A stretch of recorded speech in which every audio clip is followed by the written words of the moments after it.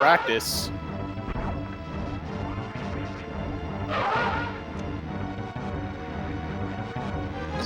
X Factor's giving him a little trouble. And still not getting any fasts. Yeah. or mids, really. I think he did, actually. I don't know what's... no, he got slow. Okay, yeah, so it's looking like slow here. Just getting absolutely shafted. One more X Factor should do it. Yeah. That's good, yep. Very nice on that last one. I didn't know how much... I wasn't sure how much was in his reserve, but... He's alive, that's all that matters. Yep. He's alive. Alive and kicking. You can't... You're not going to take out Total without a fight, that's for sure. True. So the next thing on Di10kong's agenda is the speed booster. He's trying to get up Bubble Mountain there, opening the door to give him a little bit of extra running distance. Yeah, making it past that boss Cack Attack. Yep. Little known fact that Cack Attack is actually a boss in this game. It is the hardest boss in the game. King Cack Attack of Bubble Mountain. Yep. Total getting his second super pack. You don't actually get your second super pack until this late in the run. I know, it's something that living off of 5 supers for like 25 minutes. It's then you get 2 back to back. Yeah, and then at that point you're just like, all right, I got supers for days. And, Total shooting his wave beam before he stood up completely, so he shot it while he was still crouched, so the hitbox was low enough to hit those shot blocks on the ground. Ooh! Little jump, scary jump. Yeah, Diddy almost getting enveloped by that acid there. Luckily, was able to recover fast enough to get out of the way before that lava. If that lava catches you, it's bad news, because you do not move fast in lava. Bad news bears, man. But I actually have a confession to make. Way back in the day, when I was new to this game, I actually had a personal best where I got stuck in that lava, like starting at the very, like right when I exited a speed booster. I don't remember what happened, but I was like stuck in the lava from the very beginning, and somehow made it out alive, and then ended up getting a PB. So Alright, so Total's in the wreck ship E-Tank room, notoriously awful room. Oh yeah. But he gets across fine. Had a little issue on that first jump, but recovered pretty well. Di10kong just getting wave beam, and we're probably going to see him head down to Crocomire as well.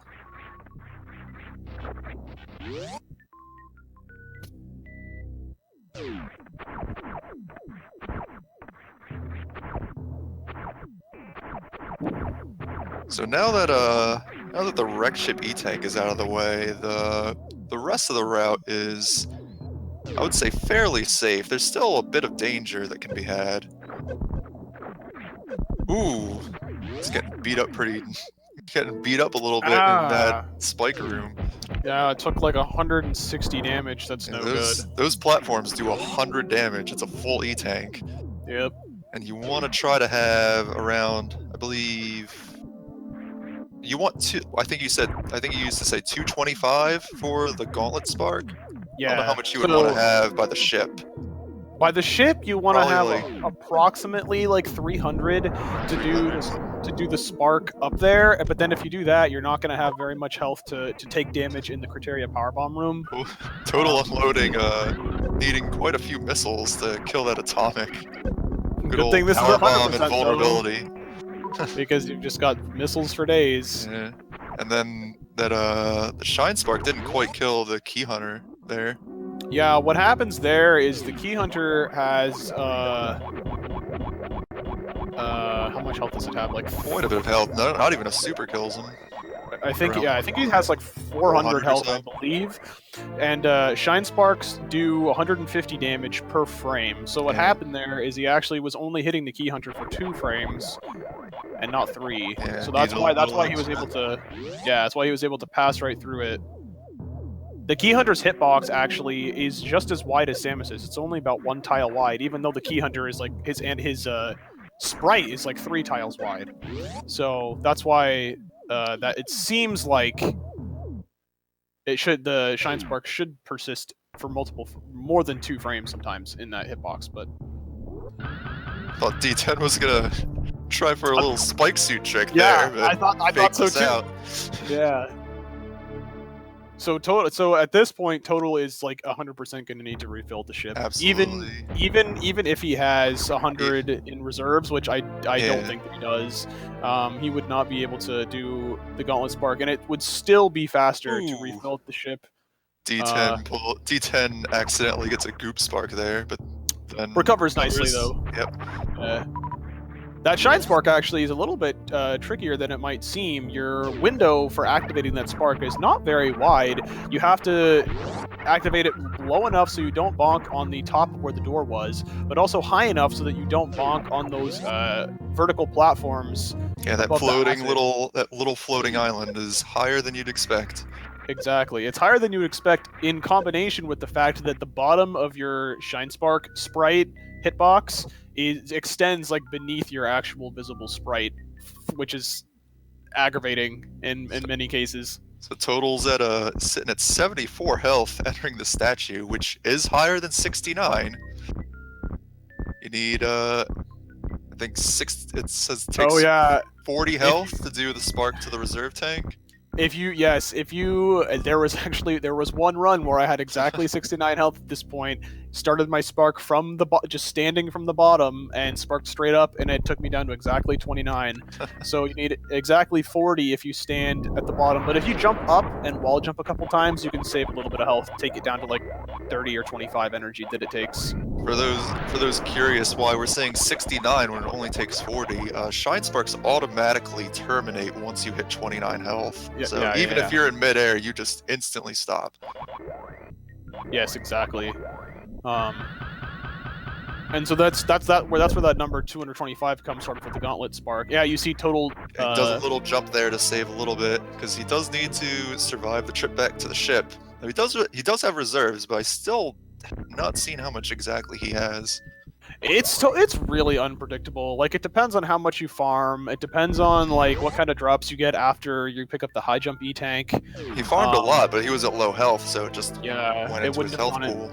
Exactly. It wouldn't have gone to reserve. So, oh my gosh. Getting gravity suit and Diddy getting some D boosts all over the place on those spikes, but does make it through. So he is pretty low, so I would expect that he would do some considerable farming here.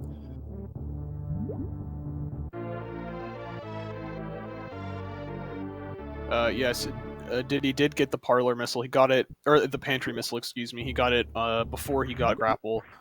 And to my knowledge, there has not been a 99% run yet in this tournament. Thank God for that. Yeah, I know. Fingers crossed. It's not something I wish. That's not something I would wish on my mortal adversary. D10 didn't farm, and he's at 45. Interesting. Wonder what his plan is. That's really the last chance you have to farm efficiently. Find something. Yeah, so he can farm in Hellway, or even if absolutely necessary, he can stop at the ship before heading over to Fantoon. Total taking the ship to refill for Gauntlet Spark. And not saving. Good for him. Yeah. There he goes. Now he's got plenty of energy. But I noticed that he charged a Shine Spark before taking the save. Normally you'd have exactly 3 seconds to use a Shine Spark after charging it, but that timer doesn't run while Samus is doing things where you don't have control of her. So say like taking an elevator, saving, using the ship, stuff like that. So the timer was still running after she came out of it, so he was able to Shine Spark up there. Yeah, Leodox brings up a good point. There's that energy recharge in Renbird Star that I forgot about, so that might be what oh yeah, that's a good one, by Red Tower. And do you want to talk about what Total's doing right now? This is another wrap shot, very similar to the Crocomire one. It looks like he got it, trying to get the Shine Spark now. So that opens the door to the gauntlet, which is right over the... Ooh, it didn't open it. I guess he It didn't hear the didn't. audio cue. Yeah, it didn't look like he did. I was gonna say it looked like he was running too soon after he released the shot. With that shot, it's kind of tricky. With just wave beam, you have to be standing in a pixel precise position, and what you need to do is you want to release the shot and then pause for a few frames and then start running. You don't want to run immediately after you release the shot, otherwise it doesn't hit the door. Yeah. So yeah, what can be tricky with these wraparound shots is if you're not really confident in it, you typically want to be listening to hear the door open, because you can hear the door open. You'll hear the little like whoop sound. Yeah, exactly.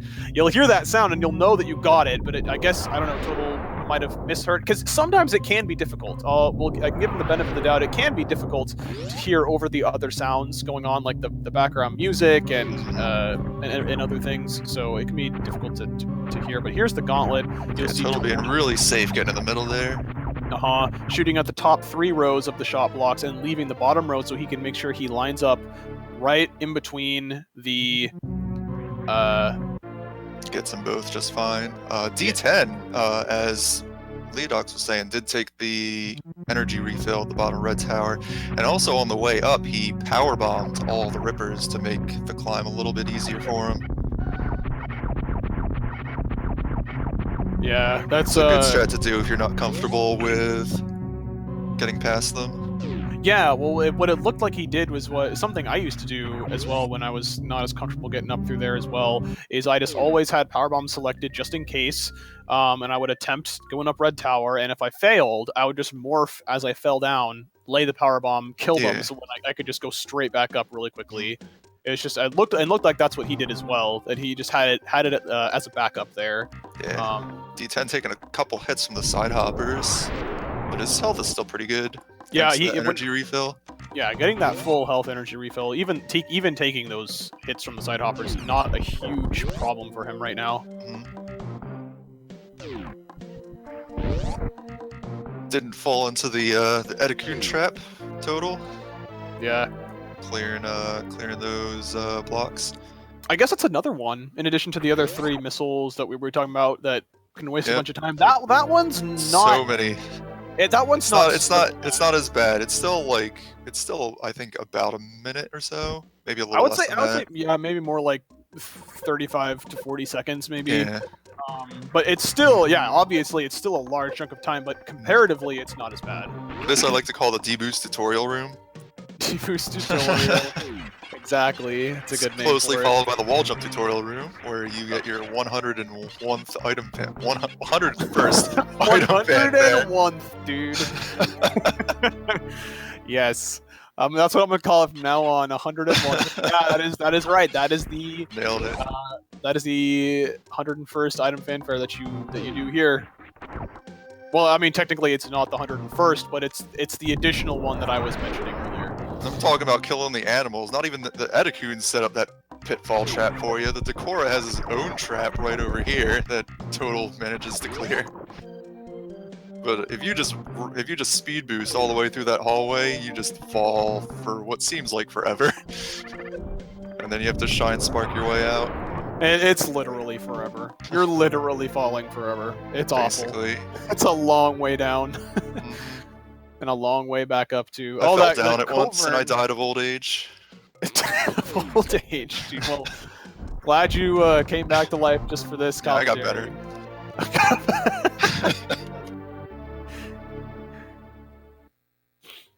That Covern just camping that morph ball slot as Diddy was trying to get into those. I hate that enemy so much. Especially what I really hate is when... There he is again! Almost got him again. What I really hate is when he spawns off screen and you roll into him because you can't see him and the screen doesn't scroll. Yeah. That's what I hate. He's just like, haha, you can't see me. Total no trouble with that spore spawn backdoor. Yeah, so that's if you want to talk about that, because I have no idea how that works. Yeah. So it's pretty straightforward. So projectiles that you shoot persist for 2 tiles off screen before they despawn. And as you could see clearly, that super block was way more than 2 tiles off screen. But what Total did there is he manipulated the screen scroll in such a way that when he stood in a specific position after that as well, such that his super missile, because of the super missile's speed and the position and the camera's positioning, the super traveled so quickly that it actually hit the block before it despawned, which allows us to completely skip Spore Spawn entirely. The only boss you don't even see in 100%. Yep. Spore Spawn gets so little love that we actually devoted a category to him, and just him. So D10 actually going with the missile strat for Fantoon rather than the X Factor one. Yeah, deciding the Doppler. He's getting some pretty nice patterns. Yeah, he's getting a lot of fasts here. No slows yet, I don't think. Just gotta be really careful. Like you want to finish off Fantoon with a super missile. You want to finish Fantoon off with a super missile, but you don't want to shoot it too early, or you can get yourself into a pretty nasty spot of trouble.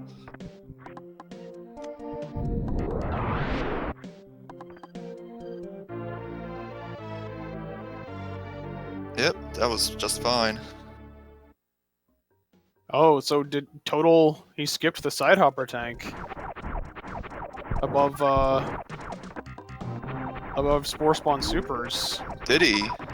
That's what people are saying in chat. I'm counting up the E-tanks he should have had. He had 5 at the ship, 6 is Gauntlet, 7 is Critters. 8. And then 8 would have been he totally didn't. One. Yeah, the one underneath charge, he totally didn't. Yeah, he should have 9 E-tanks right now.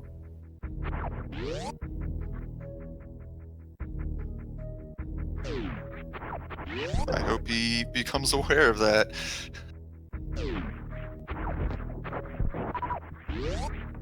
I mean, thankfully, if you miss an E-tank, by the end of the game, it's blatantly obvious. It's not like a missile pack where you can't see what your maximum ammo is. If you're missing an E-tank, you're gonna see a square missing. Yeah, it's very, very obvious. It's very apparent.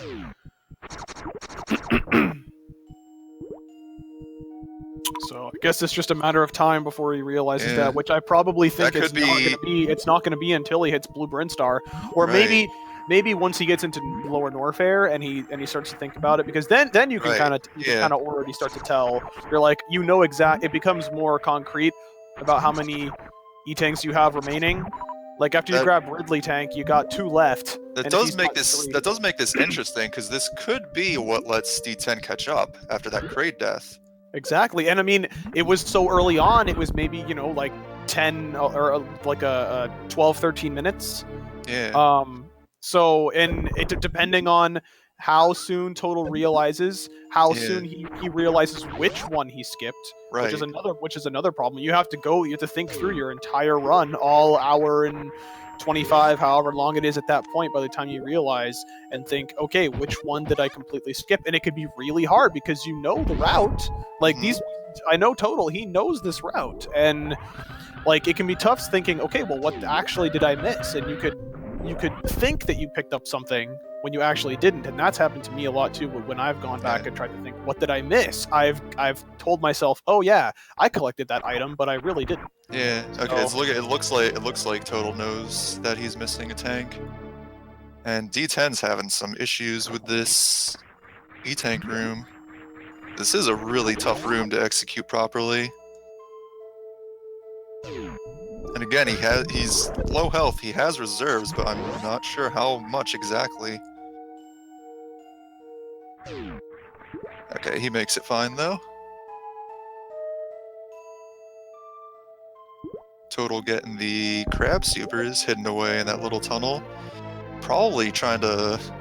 You can almost hear him racking his brain, trying to figure out the fastest way to get that E-tank. There really, to be honest, there really isn't. There really isn't a fast way. I mean, the only time he's going to come close to being back there is going to be... It's going to be before Blueprint Star. Yeah. He's going to head back up through Green Hill Zone. Yeah, and that's he'll probably just take your best opportunity. The issue is you have to remember that. Exactly.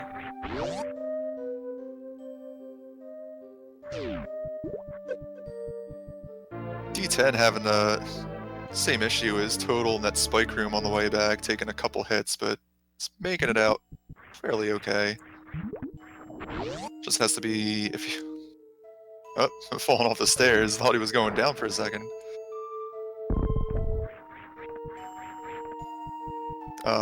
The room Total's in right now, another one of those unassuming rooms. It's actually spectacularly frustrating.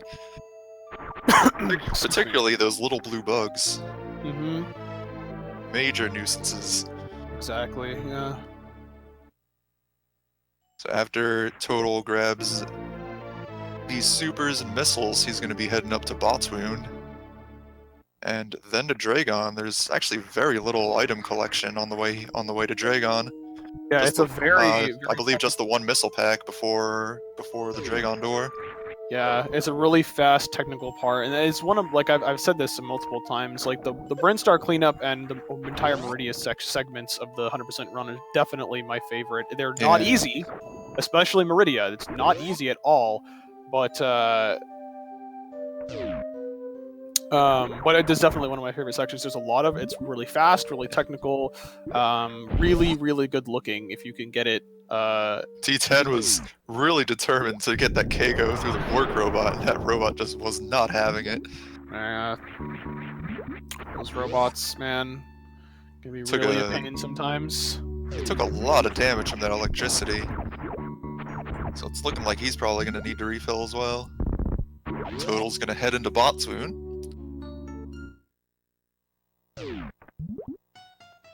And at this point, it's looking like... Yeah, as we watch that X Factor pan out and this Botswoon fight, looks like he was slightly too far to the right or something. Yeah. One of those particles missed. But it's always kind of hard to tell. The biggest issue with missing it, the biggest issue, dude. In Meridia, the issue. I love it. The biggest issue with missing an X Factor like that, not so much losing the damage, it's the fact that you can't shoot your beam or your missiles until that last particle disappears. So you either have to manipulate it into hitting Botswoon in any respect, or I think it's 10 oscillations before it finally goes away on its own. It's Total sparking into the ceiling, unfortunately. Yeah, I don't know exactly how long it is, but that sounds about right. It's a long time before that particle finally disappears, and especially with Botswoon, it's you're losing all that time from being able to damage him, and any amount of particles lag the screen because there's so many moving things on the screen with Botswoon. Yeah, because acid he spits and all that. Well, not just that. Okay, he's like a million sprites, yeah. Yeah, he is not all one sprite. Each little particle of him is an individual hitbox. So there's a lot of things moving, and additional particles generate a lot of lag on that screen. So again, that makes it feel like the X Factor particle's staying for ages because the lag is making it feel like it's going even longer. Total having a little fun with the electric turret.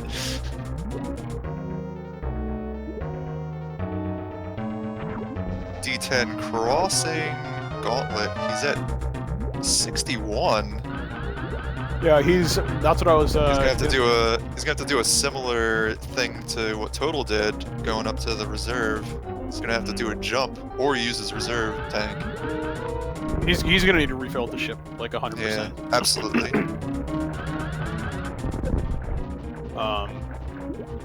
Getting a pretty good RNG here from Dragon. 2 goos. After Dragon leaves the screen after a goo, it's always a swipe, or a swoop, excuse me. But then it's about 50-50 chance. Ooh. For him to do a goo again.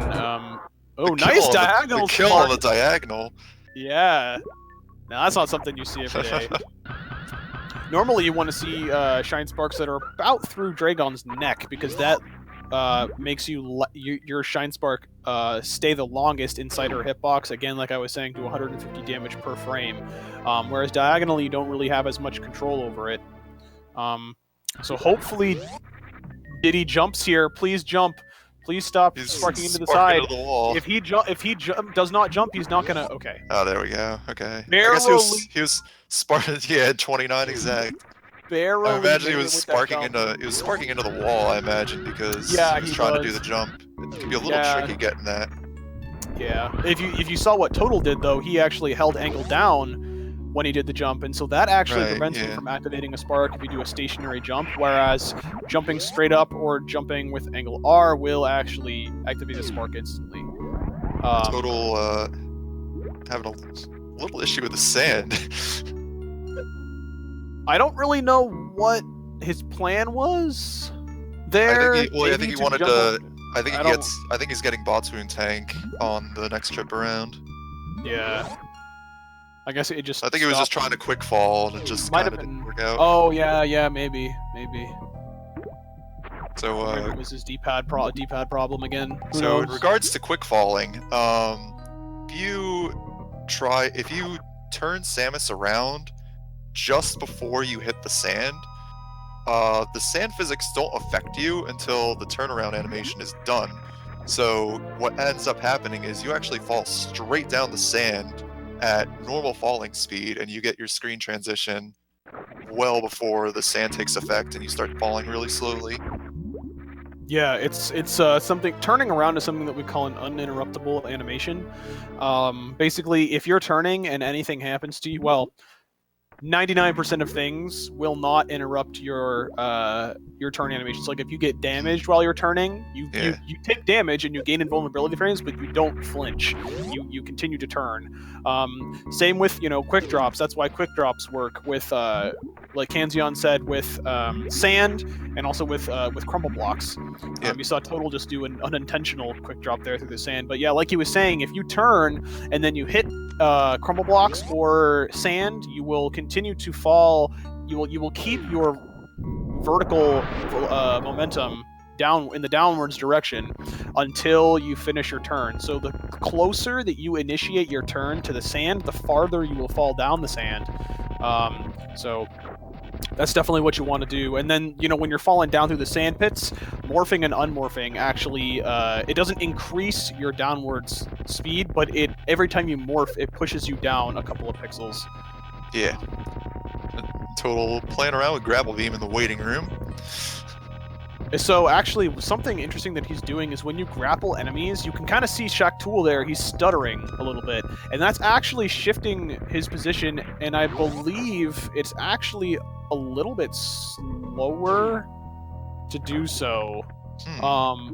Because you slow him down by doing that, because enemies some enemies can't move while you're grappling them. Another instance where this is evident is and it doesn't really do anything except kind of troll you, is when you're waiting for the blue side hopper to get for the baby Metroid to get off of the blue side hopper. If you're grappling the blue side hopper while the baby is attached to it and it's jumping towards you, it will actually continue to jump and stay alive after the Metroid has detached from it. And you can actually, if you grapple it enough, you can get it to jump off screen, basically. That's interesting. And it will run into you and damage you, and it kind of interrupt your whatever you do right before you attempt the Metroid skip. It can actually get in your way or whatnot. So it's a Total just got Spring Ball. Spring Ball. Spring Ball. So we're now in Spring Ball Trick Showcase mode. We're gonna see how many he knows. D10 just coming down from Gauntlet had no problems with that. Opening the G4 door early, which is interesting. Yeah, that's something I used to do actually as well. Just not really. You have the supers, might as well. Yeah, exactly. Yeah, and I mean you're gonna get another couple super packs here in Brinstar as well, and then in Meridia you just get a ton in this Brinstar and Meridia segments. You get a lot of super packs. You get 4 or something ridiculous. On the topic of grapple beam doing strange things to enemies, if you ever grapple Crocobire I can promise you, you'll be impressed. You'll get a laugh, that's for sure. If you're ever playing like a randomizer or something where you're able to get grapple before Croc. It's a D10 gets past the Di10kong trap just fine. Total has plasma, so you can mow through enemies now. Only down to 2 tanks, but he does still have the Di10kong tank to get, and that will fill him back up to full. Yeah, typically if you wait to get the Di10kong tank on you pass by that E-tank 3 separate times. Mhm. So there's really, really no need to be getting it any earlier. Personally, I like to wait until the 3rd pass through so that I can have, like full health for going into Norfair and stuff. Because really nice cack alley there. Yeah, very good from Total, making it all the way up and over that last platform. Those last couple spaceships can be kind of tricky. But yeah, I like to get it just so I can have full health after doing all the Meridia stuff. Excuse me, because there's no real reason to get it earlier because you have plenty of health to do everything else that you need, like fighting Dragon and the Shine Sparks and whatnot. But it's nice to have it there early in case you get some crazy chain damage. Oh yeah, exactly. From Dragon. We've seen what's happened to Behemoth before. Yeah. Like there's a clip going around where I think he got chain damage for about 3 or 4 tanks. Yeah. Was that 1 health by the end of it? Yeah, there's been a number of highlights from different people who've got chained. Like I think EDU actually just had a highlight where he got hit for like 600 energy or something. Yeah, there's... It can really mess you up. It can really just destroy you. Dragon is just getting fed up with the fact that you're doing 150 damage per frame. She decides sometimes to just do 30 damage per frame for hundreds and hundreds of damage.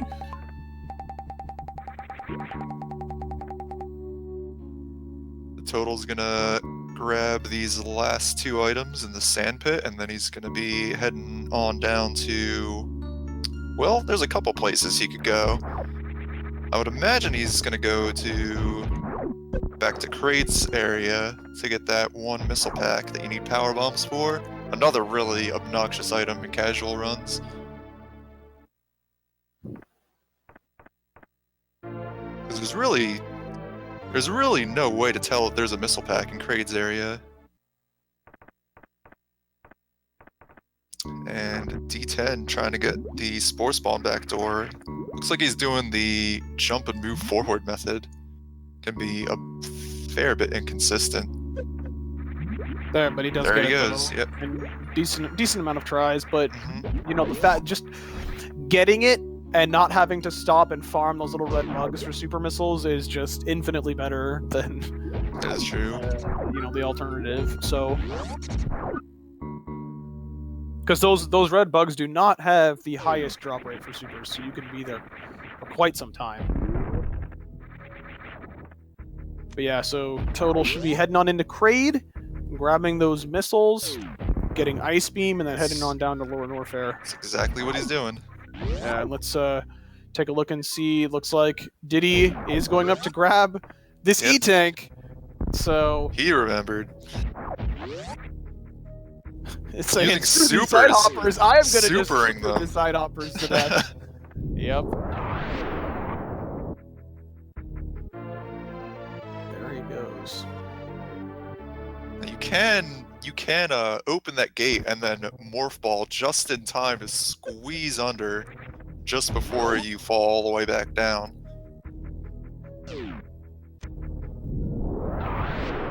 But that's a fair bit tricky. So now Total's gonna go grab Ice Beam, and D10's gonna head back down, finally get these charge missiles that you ignored from the beginning of the game.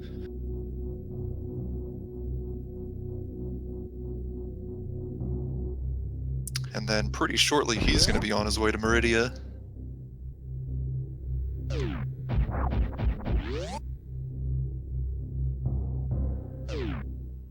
Whoa! That spring ball can send you flying. Yeah, that spring ball can be pretty tricky. I found you want to jump a lot earlier than you think so that you actually bonk on the lowest part of those ceilings so that you can keep the spring ball all the way to the end of that room. Yeah. It looked like Total had jumped a little bit later than needed to get that, but Now this next missile pack he's gonna get is well, if you don't do it really well, it can really get nasty. The crumble shaft room is, oh, it's something. But hopefully he can. Oh, is he gonna spark to them? yeah, that's definitely not a bad choice. That's interesting. But more notable though is he actually made it through the room before that without losing his speed or bonking into any of the enemies, frozen enemies or anything. That's another. That room is really tricky because it lags quite a bit, and it's really easy to lose your speed by freezing one of those enemies and running into them. So, shoutouts to that. But the room that missile pack is in is pretty much entirely made of crumble blocks. So if you fall all the way down, and climbing back up is quite the task. Looks like Total's gonna deboost his way across this room. Or at least try to. There we go. This room, if you lose your speed in this room, it is incredibly It takes a slow. while. Because lava has an interesting property where you cannot gain any sort of speed in lava with speed booster equipped. So you cannot run in that. It's basically just like you're not holding run ever while you're in lava. The only way to have speed in I guess horizontal. I should say speed in general. Horizontal speed. The only way to have horizontal speed with speed booster equipped in lava is to either is the damage boost. That's basically it. There are some other more technical exceptions to that, of course, but there's really no sense in going into those. Total didn't quite get blue suit. He was trying to get enough running speed on that one platform so that you could jump across the left side with blue suit. While you have blue suit, you won't take damage from those fire jets, and you can just go right through them. But jumping normally, you saw that, I think it was the third jet kind of stopped him in his tracks.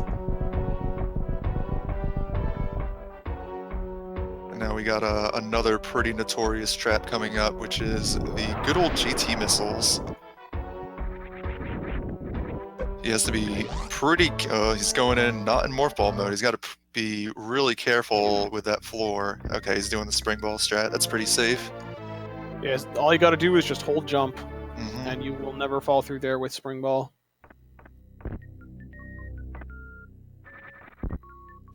So GT's pretty fun, pretty joke of a boss if you ask me. For being so only late. if you know the trick. If you don't, yeah, if you know the trick to this and you stand, there's a tile that you can stand on that you see Total standing on right now. Well, he's having some issues with it. He's having some trouble getting. He was a few pixels off, so GT batted him around a bit. If you see that red pillar in the background, you want to be on the tile just to the right of that, and then if you crouch and aim up, you can double hit GT with your charge shot. Each time, which takes him down in like 8 shots or something, which is a total joke. Yeah, but if you don't know that fight is actually really difficult because GT does quite a lot of damage. You do double hit him, but more importantly is that GT can't touch you. Yeah, he can't do anything. Right? Yeah. All he does is just sit there and spam his arm waving at you. Yep. Which makes for a really easy fight should you be fighting him for whatever reason with really low item percentage. You might not have a lot of beams or not a lot of ammo, and what you can do is just sit in that area and farm up from the Chozo balls that he throws out, and the fight might take a really long time, but you can actually kill him with a very minimal set of items. A lot of reverse boss order runs actually feature that safe spot pretty prominently. Yeah, if you just chill there and grapple all the drops. If grabbing those extra supers there at GT are something that you want to be doing in your RBO run, yeah, definitely. And here's the last, here's the Mickey Mouse room. Shoutouts to that. The Franker Z room coming up shortly on the Lore Norfair Escape. Yeah, but as you saw as Total was on his way out, that bottom row of blocks all crumbles. You can easily fall down there. And if you do, you gotta go all the way back around. If you grab the if you got the missiles already, it's not that big a deal. You just have to go through a couple rooms again. But if you didn't grab the missiles, you gotta go all the way back around again. And go all the way back up there. And Diddy having trouble with the same room that Total was having. Those damn bugs. Always a nightmare. Yeah. Excuse me. So we don't have Total's on his way to Power Bombs of Shame, and then it's on to Ridley. And D10's done collecting items until Bot Swoon.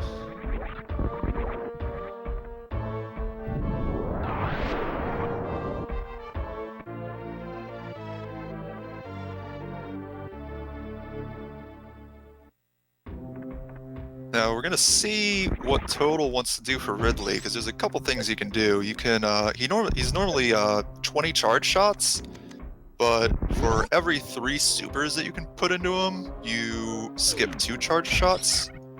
But the trade-off on that is that you're gonna want a nice stock of super missiles for Torian and Mother Brain to make that whole part faster. But if you have a lot, then it usually doesn't hurt to throw a few supers into Ridley. You get fairly stocked up off those metal pirates as well. Yeah, having 25, that's a pretty safe amount to go 10 charge shots, 15 supers, and take out Ridley there, leaving yourself with 10 supers for the remainder of the game, because there aren't any more super packs. Not Criteria supers. Yeah. I was going to say there aren't any more super packs until then, and at that point you're already at the end, and there's a lot of pink and green doors on your way as well, so you're not really going to get very much in the way of a refill on super missiles. But supers are the highest form of DPS on Ridley that you have in the game. So you want to use as much of those as you feel comfortable with.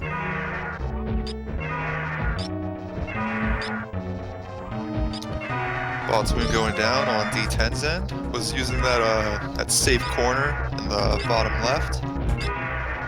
Botswoon was in his second phase, where all he really does is just sidewinder all over the place, but none of his patterns actually touch the bottom left corner. Yeah, once Botswoon gets reduced below half health, he won't spit his acid at you anymore. All he'll do is just come out of his hole and try and hit you by moving around the screen really fast. But yeah, that very left-hand tile, he'll never go over there. Yeah, D10 just barely missed the halfie. Just ran out of spark frames as he tried to jump. Yeah, like Kanzion mentioned earlier, you have exactly 3 seconds or 180 frames of Shine Spark charge. So to get the full halfie, your wall jumps need to be pretty good so that you can have enough frames to activate it through the door transition. Or before the door transition, even if you're doing the halfie. D10's gonna head down to Dragon. We'll see how that... First super, a little high, didn't quite hit the eye. Still has plenty of ammo in case things go a bit awry.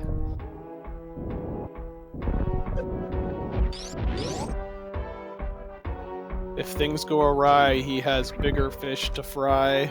Hey. Oh man. Well, I guess at 100% you also have Grapple Beam, and Grapple Beam is a pretty famous way for dealing with Dragon in a fairly quick fashion. It's not to say he didn't try.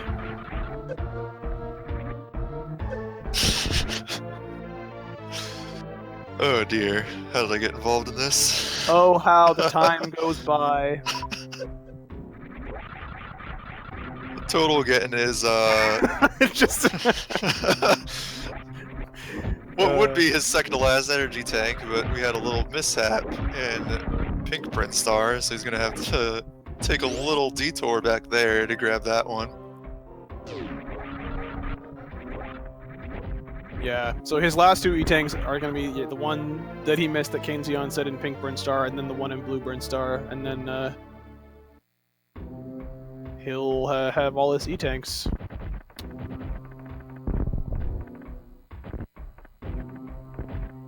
You're going to give Diddy a little trouble, yeah. but he should be going down. There he goes. Yeah, down he goes. 5.5 tanks, no problem.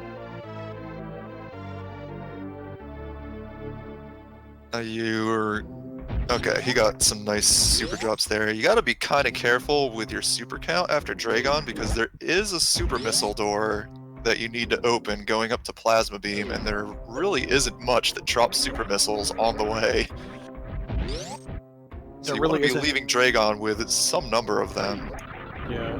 If in an absolute emergency, you can get the Aqueduct supers on the first trip rather than the second.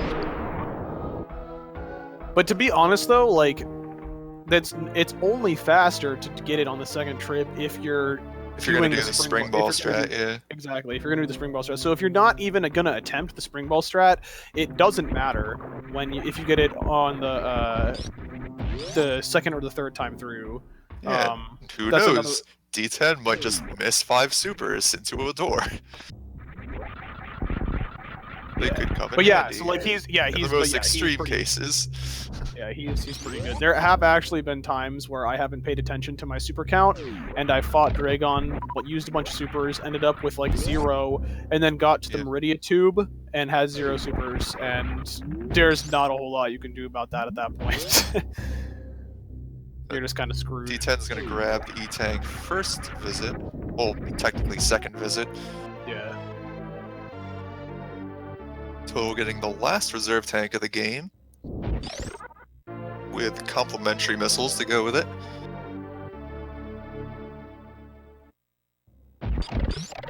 Alright, and it looks like D10's gonna get the Aqueduct items on the second trip.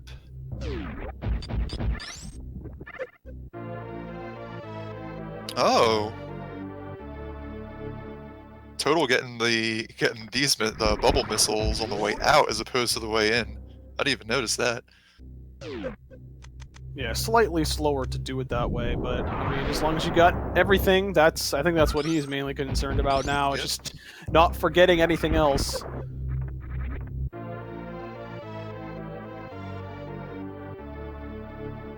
But at this point, everything else is pretty straightforward. He just needs to go grab X-Ray, make a quick trip back into Pink Brinstar, grab that E-Tank that he forgot, and then after that, he's only got a couple more items left in Blue Brinstar and Criteria. And then he'll be off to Turian to finish up. Close out the race. Gonna be on his way up to Spring Ball.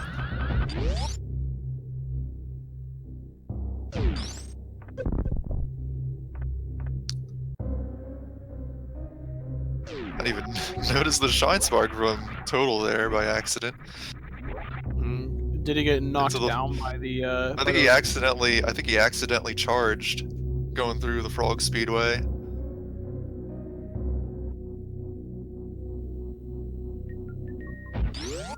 Now everybody loves to play around in the Shaq Tool room, but one thing you don't want to do is kill Shaq Tool before he's done digging. Oh yeah, I mean you don't want to kill Shaq Tool at all, but you know. That's just me. I know a lot of people who disagree. I know at least one.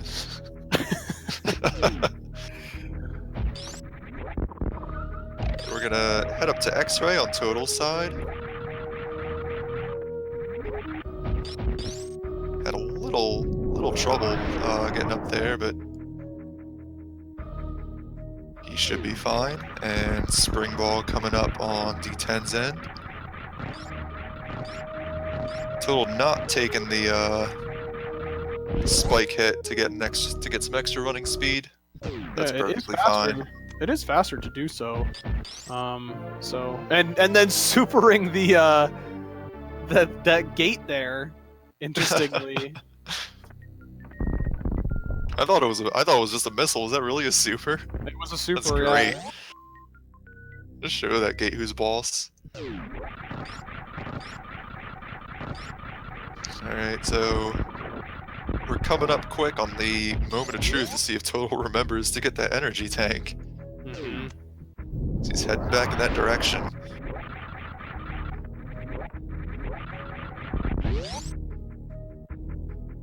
And this is the D10's coming up on that green door I mentioned earlier. It's the There only it green is. door you gotta open before you can get more supers.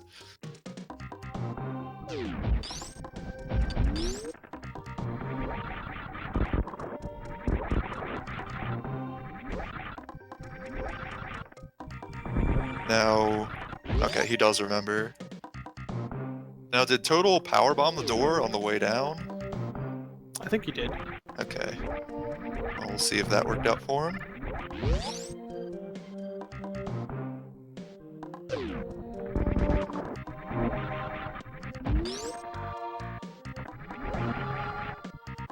And then it will be on to Blueprint Star cleanup for him. D10 dropping a power bomb to get a little extra damage on the pink pirates, so that they will only take 1 plasma shot as opposed to 2.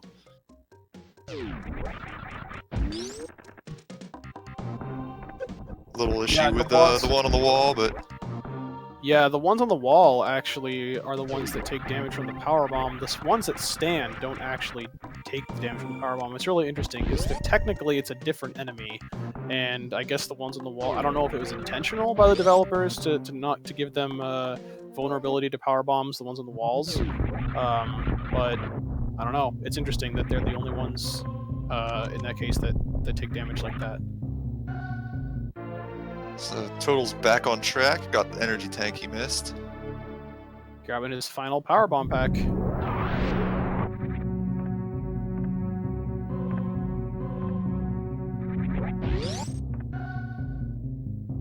That was that was a cute little strat from D10. Didn't quite get all the way up the room, but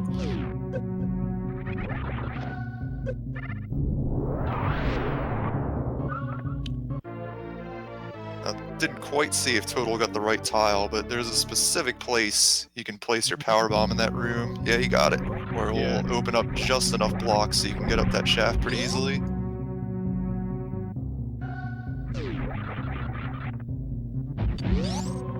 And I believe, correct me if I'm wrong, but is that the only room that has invisible tiles? Yes, it is. That is the only room in the game with invisible tiles. It's the only room where X-Ray will show you something that is there as opposed to something that isn't. And then the escape in Lore Norfair at the top of the room with the Firefly E-Tank, that wall that you walk through actually is not revealed as fake by X-Ray. It is shown as a solid wall. So I've actually seen a number of casual players get stuck there because they X-ray it, see that it's a solid wall, and then they're like, oh, Yeah. well, I can't go this way. So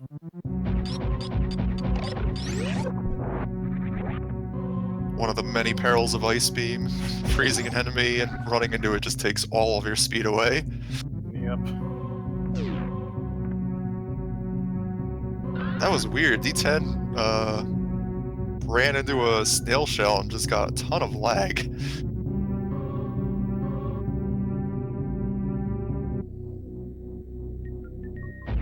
Now this spark's pretty cool. The spark across the pit room. It's another instance of your shine spark frames not running during an elevator cutscene. Yep. And you should have just 2 more items to go, just the Crateria supers and the last missiles right to the side of Parlor. And then he'll be on his way to the Golden 4 and Torian.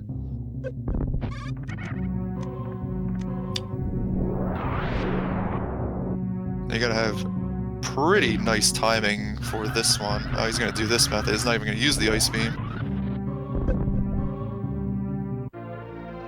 Yeah, what Kanzian was talking about is you can angle down and release a shot and freeze all 4 of the Boyons there and just jump, or excuse me, just run right across all of them. If you do it a little too soon or a little too late, you Sometimes either you can actually, sometimes you can get lucky if you shoot too late and you freeze the last 3. You can have enough speed to actually run across the first block and through the bouillon and just skip that tile and not fall in. Though a lot of times you end up freezing all 4 of them, except you freeze the first one mid-jump and you just stop. Yes, that too.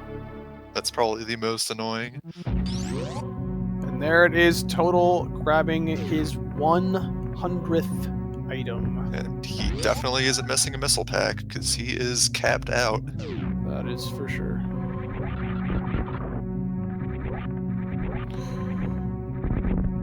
D10 on his way to Ice Beam.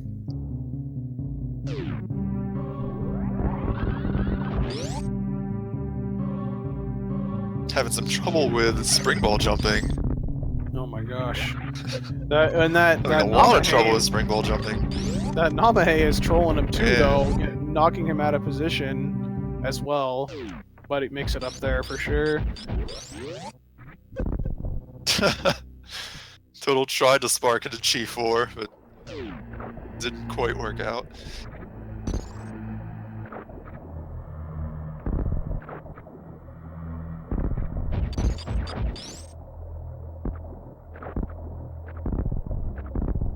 So now it's on to the Crumble Shaft missiles for D10 and then lower Norfair.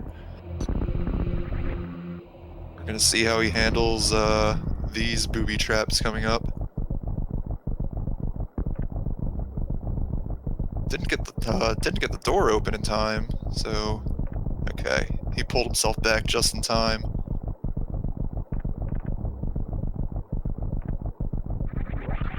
Trying to do some fancy double bomb jumping there from Total. Or diagonal. We're gonna see how Total. So he's not turning anything off on the elevator.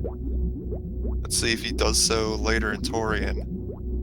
There's item management at this stage. There's it comes into play at Mother Brain with the stand-up glitch. We're gonna see what he does.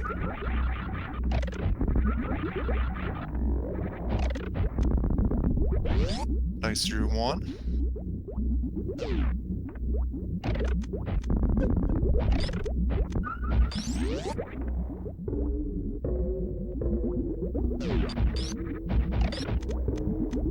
Yeah, optimally, there really is no reason to pause again. Is having some issues with the item menuing. Having grapple and X-ray on there can be a little bit of a problem.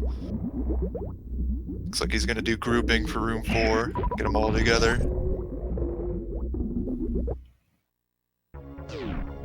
So since we didn't see Total pause and turn off Varia or Screw Attack, which is optimal, there's really no reason to pause and turn them off if you can do the right strats.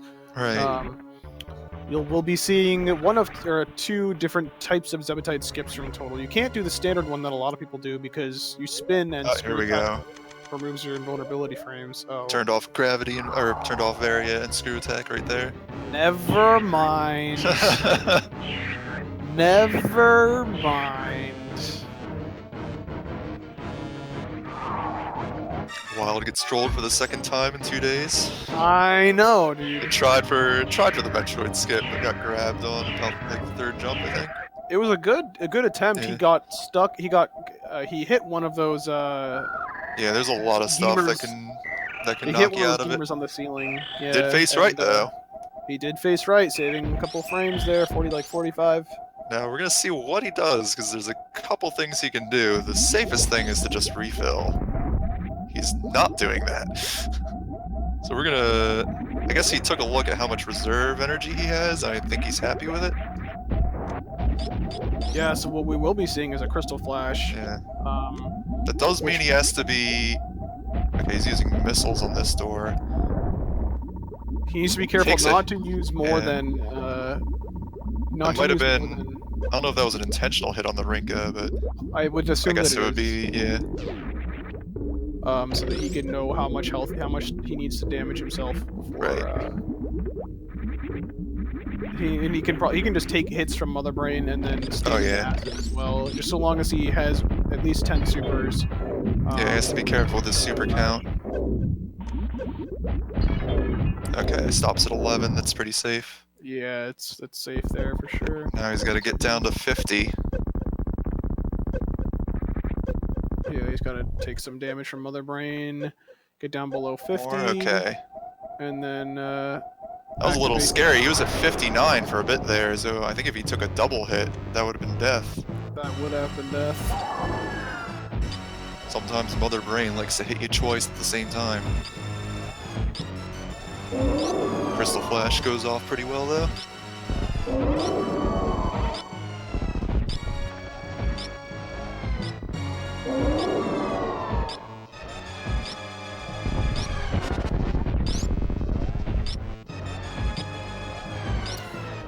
Mother Brain is. The D10's heading up to Mickey Mouse. Go ahead.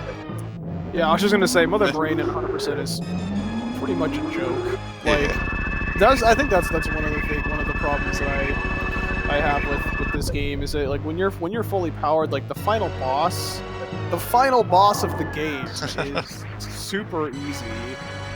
Literally exactly the same amount of health, the same amount of charge shots as Ridley. I don't know.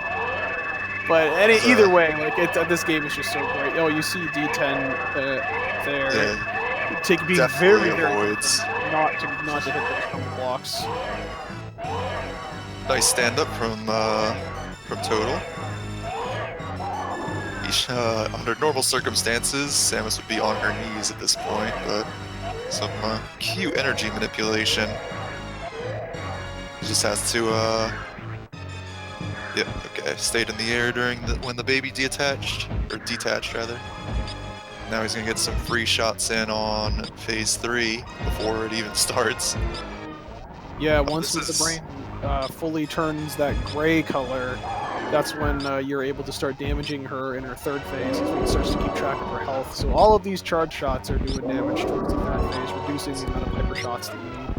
It's 40 shots from Plasma to be able to fully take her down to 0. She's got 36,000 health. So if you do it perfectly, you can get a 0-shot phase 3.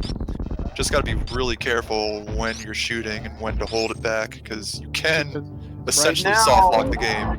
Okay. Okay, you did it fine. Yeah, right there where you saw Samus's sprite kind of glitch out, it gives you Hyper Beam, and if you're holding shoot at that time, the game can soft lock you for an indeterminable amount of time. Anywhere from like 5 minutes to multiple hours is the variability that I've seen from multiple people. So that's why you'll see many players just stop shooting completely there. You can get about 7 charge shots in maximum if you have really good charges before you have to stop. So onto the escape for Total. So we're gonna see if he accidentally invalidates his run by saving the animals. Yeah, exactly. Meanwhile, D10 is just about entering Ridley at this point. Pretty solid room 4 for Total. Ooh, got a shot blocked by Ridley's tail. Ridley said, "Not today." Yeah, Ridley, I believe, is broken up into essentially multiple entities. His tail doesn't actually take damage and can just block anything at once. It essentially has a mind of its own.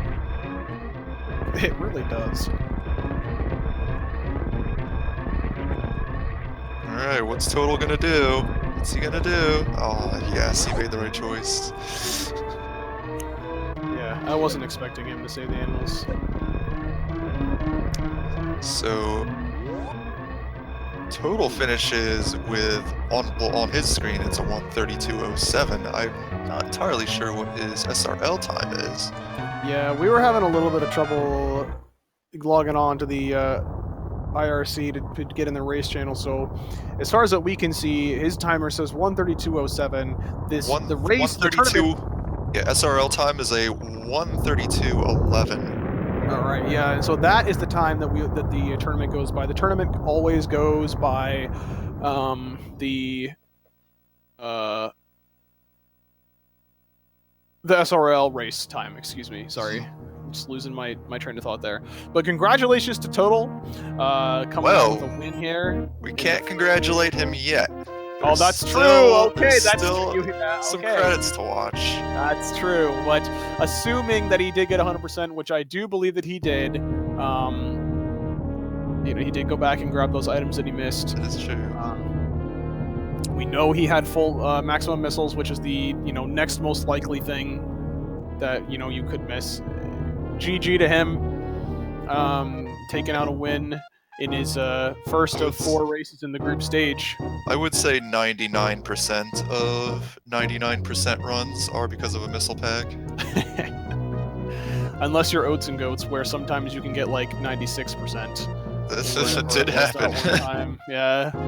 Was it 96? I don't actually know for sure. I think it was 96. It Yeah, was I think he missed something and then missed like the entirety of the Norfair Reserve stuff. I mean, I don't really have much room to talk. I do remember a run where I completely skipped by under the 2 items under bowling, the missiles and the reserve. Oh yeah. It happens to everybody. I've heard of people missing all of Meridia Beach, like the missiles behind the fake wall and the supers and missiles in the hole.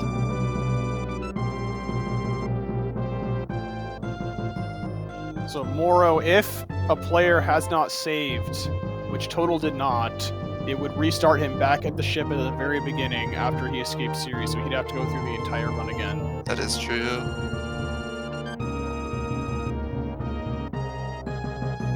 As Total said, his save file is at 0%, so it would be hard.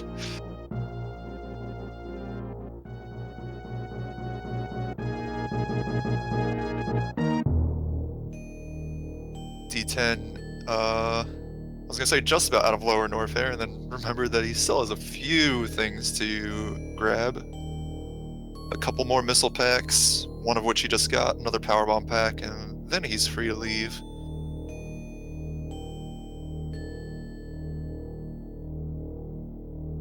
And then all that will be left is a little bit of cleanup.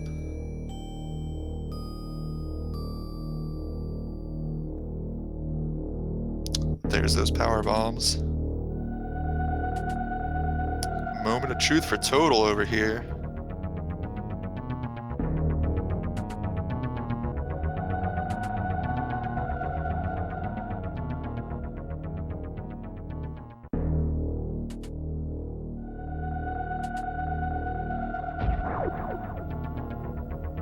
Can we get a drum roll? Can we get a drum roll, please? That is 100%.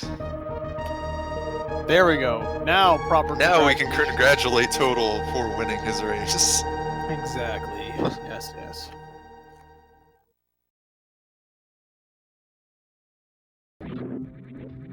So D10 having a little trouble with that first musketeer. Gets through the rest pretty fine. Then says, "Hey, Then enough of that, and screw attacks."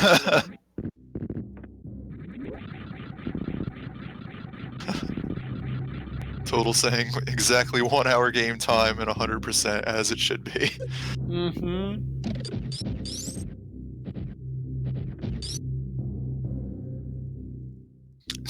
D10 getting stuck on that viola. Just a couple pixels short on letting him through.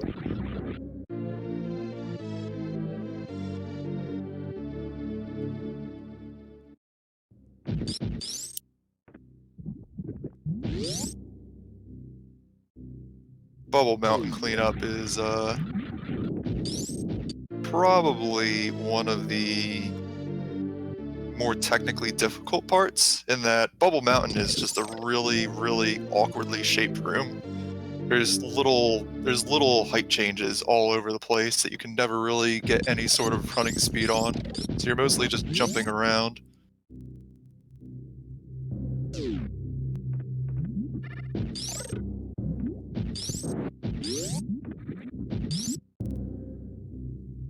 Yeah, Cephalon, getting stuck by a pixel is the equivalent of like stubbing your toe. Yeah, basically.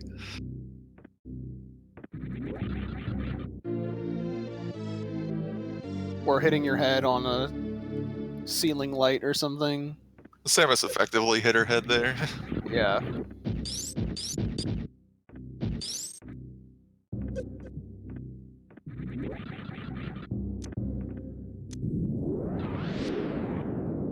So the next stop on D10's list, I believe, is X-Ray, Mm-hmm. Yep. and then on the X-ray to Blueprint blueprint Star. Yep. the cherry, and then G4. Oh yeah, open cabinet doors, open cabinet door pixels. Yeah, those are bad. Those are bad ones too.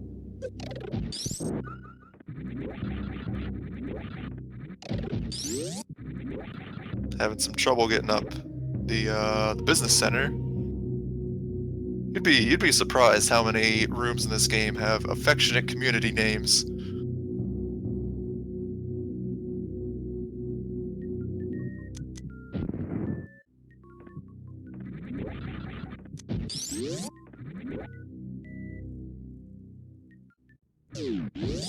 Oh, okay. I guess he didn't get Kraid missiles coming out of Meridia, so he's gonna grab Oh. these just Yeah, before heading over to X-Ray.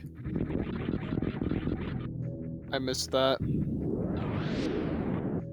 Choosing to screw attack the key hunters. You don't want to be shooting them with your beam now that you have ice.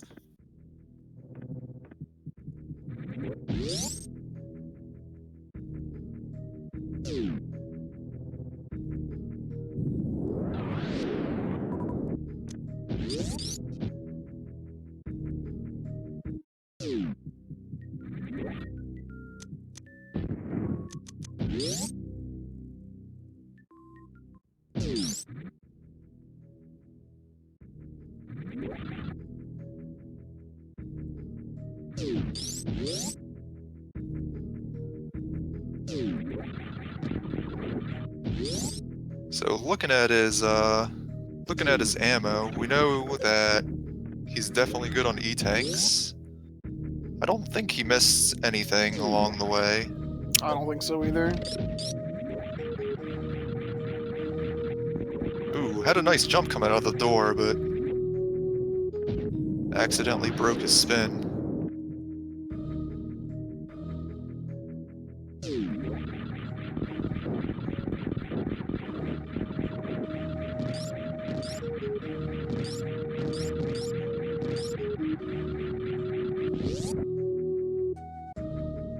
Also chooses to forego the spike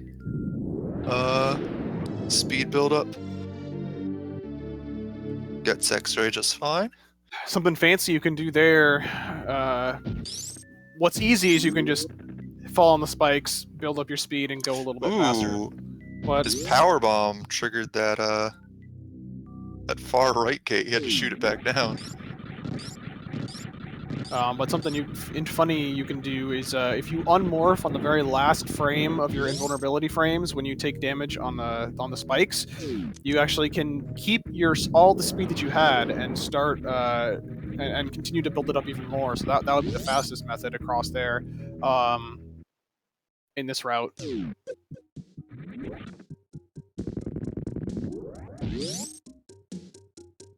We're gonna see if D10 got the early power bomb door opening.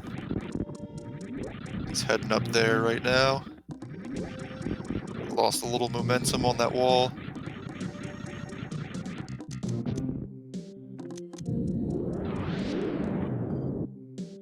Didn't get it. So we'll just power bomb it open now.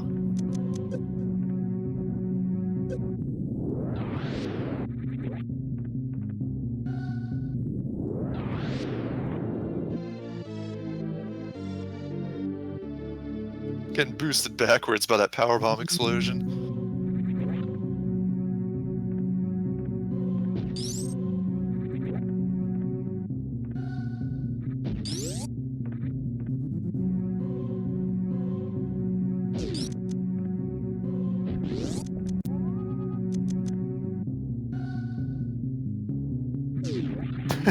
Accidental X-ray there. X-ray, dude. X-ray. Yeah. So you're holding run for the vast majority of this game. but X-Ray's trigger button is the run button. So if you switch to X-Ray while you're holding run, it automatically triggers itself. Looks like he's gonna choose to Shine Spark up here.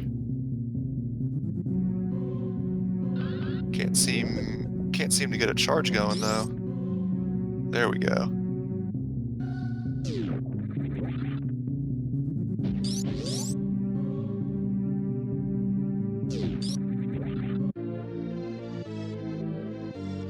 Into what Stravaris like to call the Billy Mays room.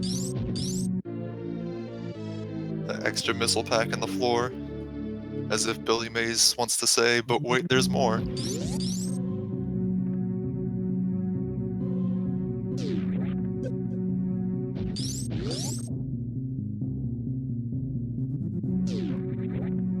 There's an interesting wraparound shot you can do in this room as well to open up the door on the left-hand side.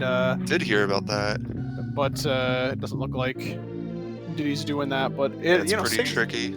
Saves a little bit of time. It's pretty simple, actually. It's a really good visual cue. Just as long as you're aiming down and up against the right wall, as soon as you see the map tile change, you just release the shot and it opens up the door.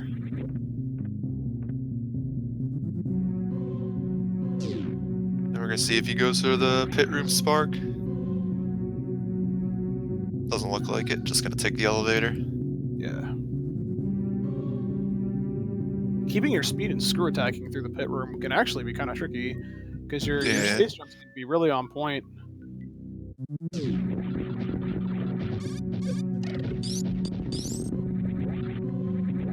Ooh, got the first couple though. Yeah.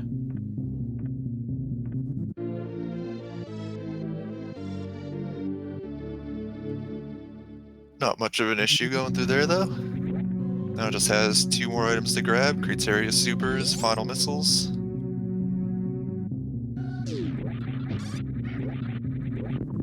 We're gonna see how he handles the room with the Boyons.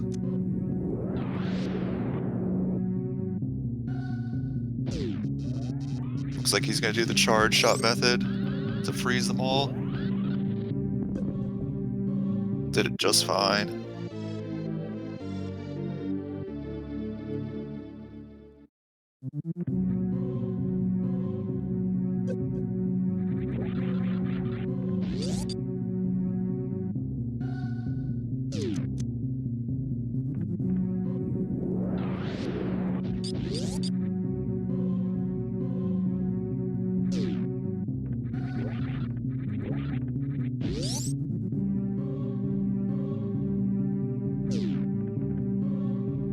Alright, coming up on the last missile pack.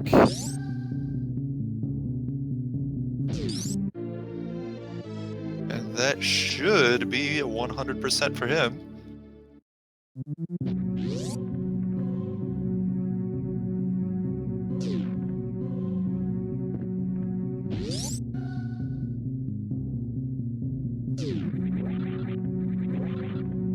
The number of missiles he has right now is a little bit up for debate.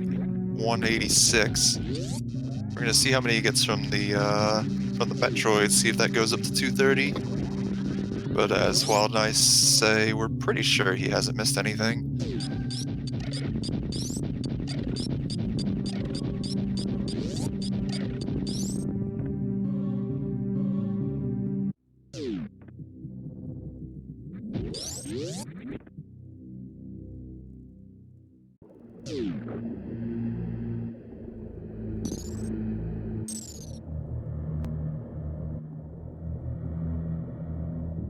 Into G4 for D10. About to head into the Torian. We're gonna see what his item menuing plan is.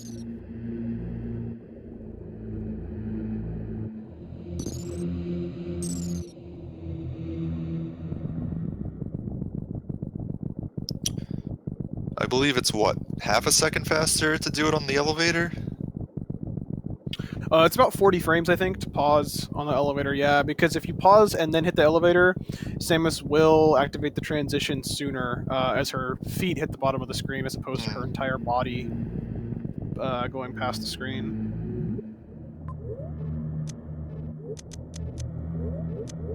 Looks like that's what he's doing. Turning off of area and screw attack. Yeah, it's a nice little optimization there. So good for him for knowing about that and implementing it.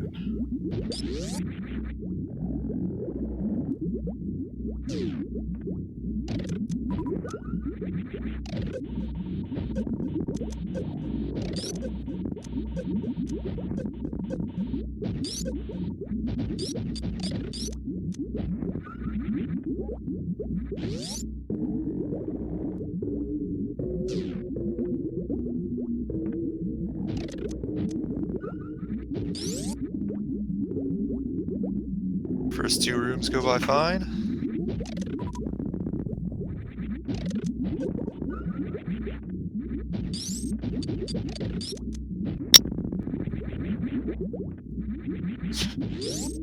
That third one tried to get away. I know. Sometimes they just like to run away to the edge of the screen and then never come back.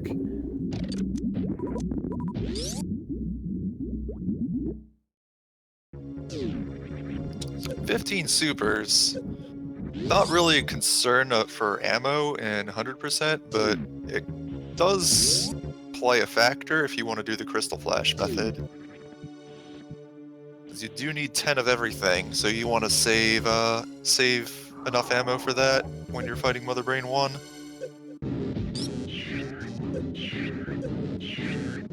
Looks like he has no intentions of doing the Metroid skip, trying to take as much damage as he can off of the side hopper. Yeah, when you know you're not going to get the skip, taking as much damage as you can is definitely the way to go. Shoutouts to Floating Samus, though. Yeah.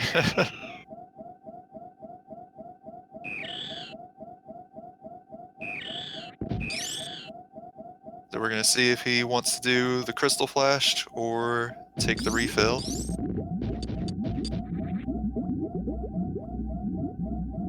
Oh, he's taking the refill for sure.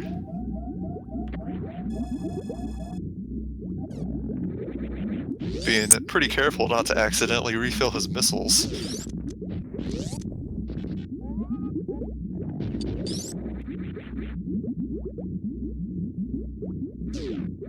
Having some issues getting through that seaweed. Yeah.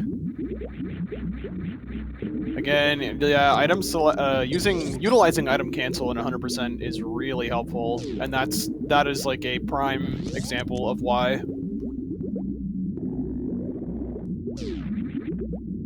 X-ray ruins things for everybody.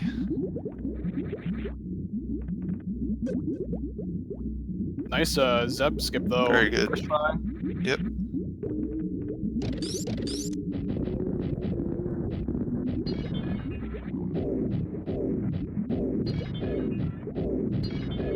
Yeah, doing the jump into the Mother Brain's tank.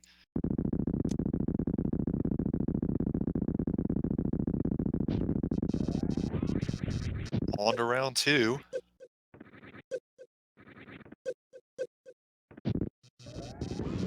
Taking a little damage in advance.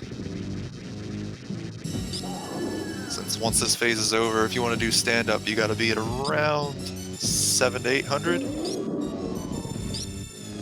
You want to be as close to 700 as you can be without going under.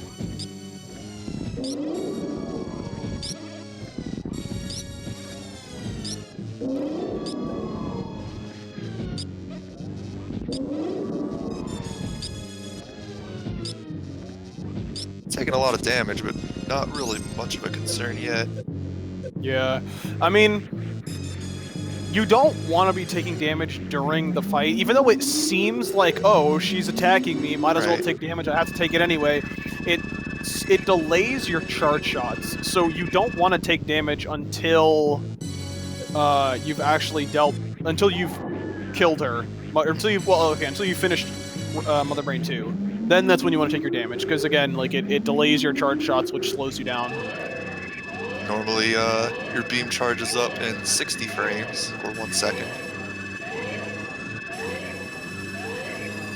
Yeah, all sorts of things to put a delay on it, turning around. Yeah, like, exactly. Turning around, taking damage, delays it. So...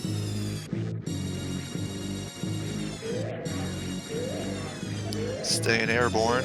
He's got to be sure that he's still in the air when the baby lets go of Mother Brain's head.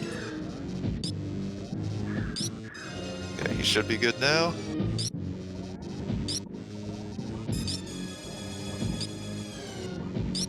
Now, once Mother Brain gets back up, another thing you want to be careful of is the positioning of the Metroid, because Mother Brain's going to be firing off onion rings into it, and the length of this cutscene is dependent on how much damage the baby takes from the onion rings. So as you can see, he jumped over a set of onion rings. That's going to make this cutscene last a little bit longer. Well, in addition, it's dependent on how much damage the baby takes, basically, but you can the cutscene can also be extended on how much health you have.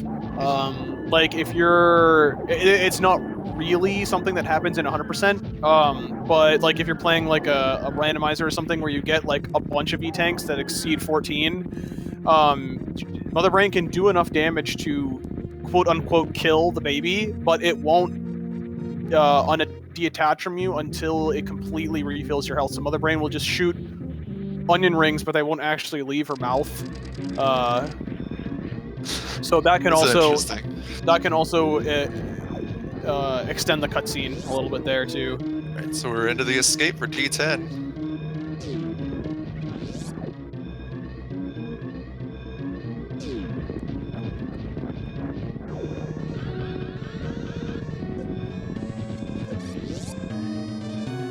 Just going ham with those hyper beam shots. Yeah. Something you want to be careful of, because you know there's a lot of stuff going on in the escape. The more things you got going on screen, the more lag there's going to be. So typically you want to shoot as few hyper shots as he just unloads.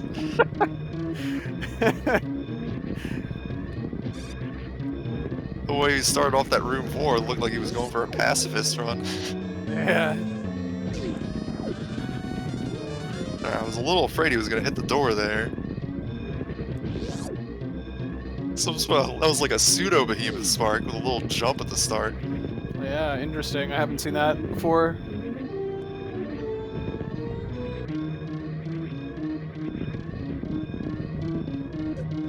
No trouble in parlor.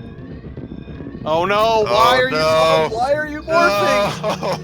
Why are you doing this? Oh my god. There's still hope. It might be a taunt. Cross your fingers. I lose respect even for taunts. Oh gosh. Diddy, please. He did it.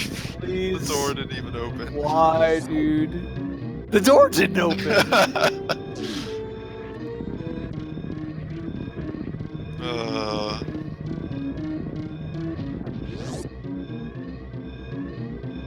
What a shameful display that was. There's definitely 26 So seconds he's not getting back. Probably more than that, to be honest. But either way, GG Diddy. GG. Coming in under 2 hours. Do you have the official SRL time? Should be coming up in a second. Display time 1:56:12. SRL time.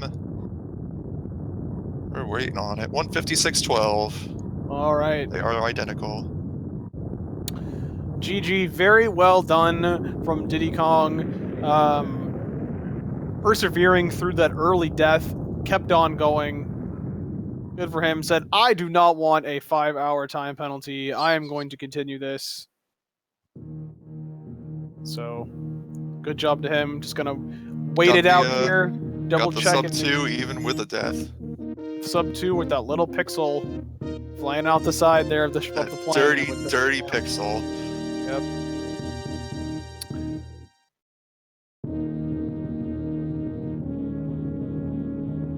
.112 game time, and now the long, arduous wait as we wait for the confirmation of 100%.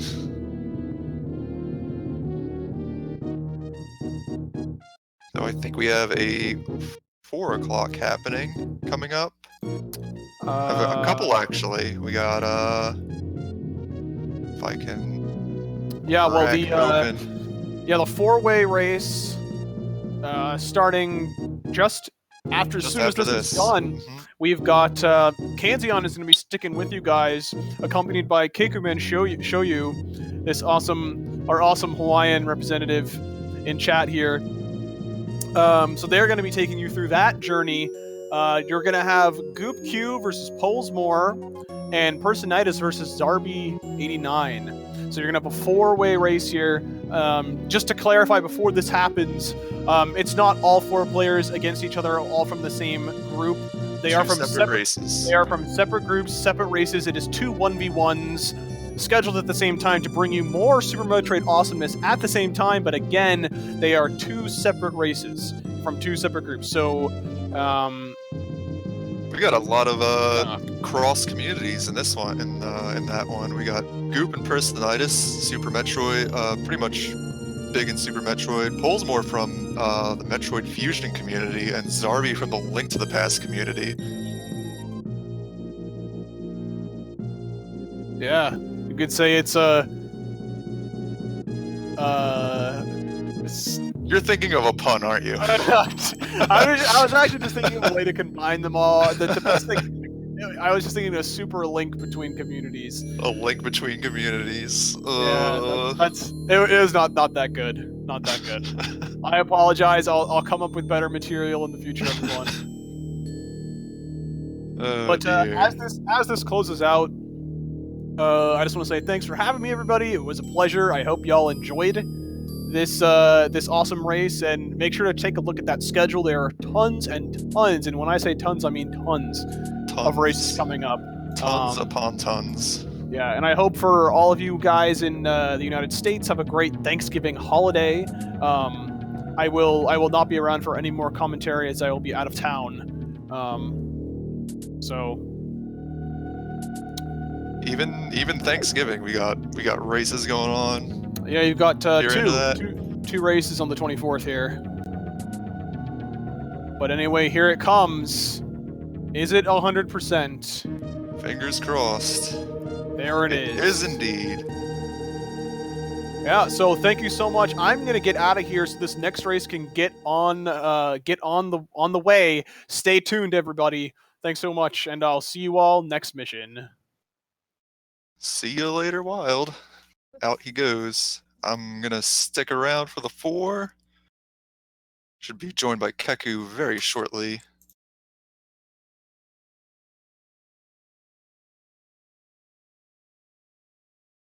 In fact, that should be him right there.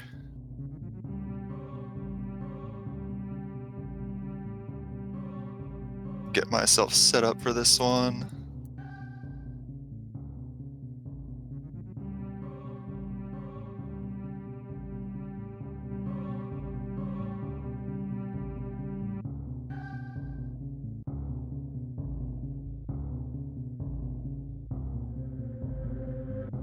So yeah, again, as Wild was saying, Keku, welcome. Hey.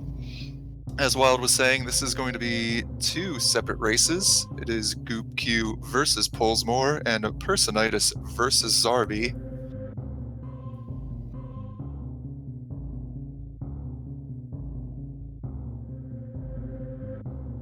Have to is the race SRL channel created yet?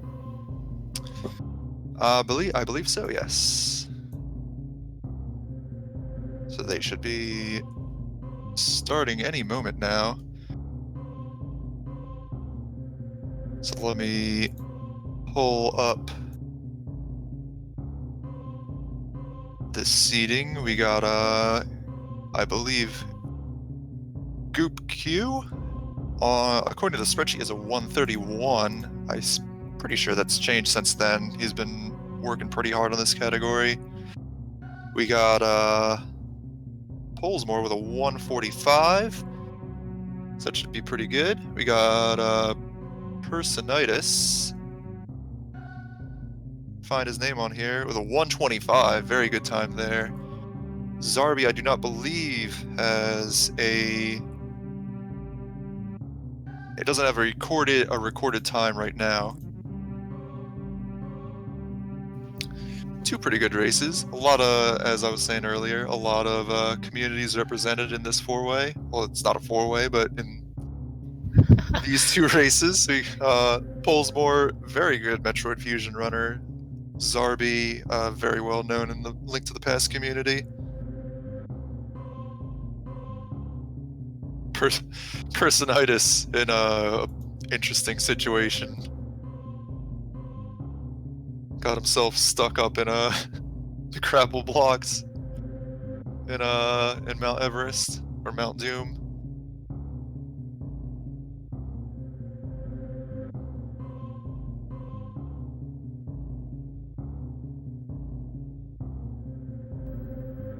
So we're just waiting for this thing to kick off.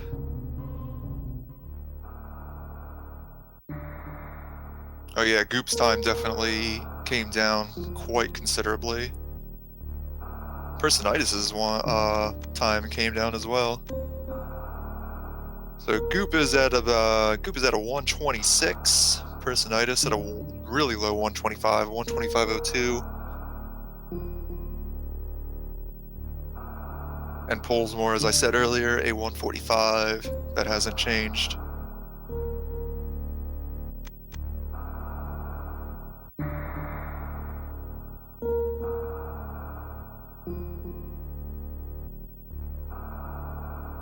Looks like everybody's on start game. Yeah. About to kick this off. Yep, they're all dot ready. The timer is about to start soon.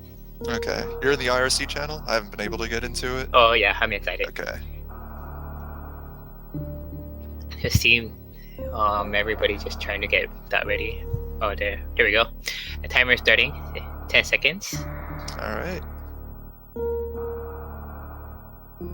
4, 3, 2, 1, and they're off. All right. So we should be seeing them start up in the next few seconds on stream.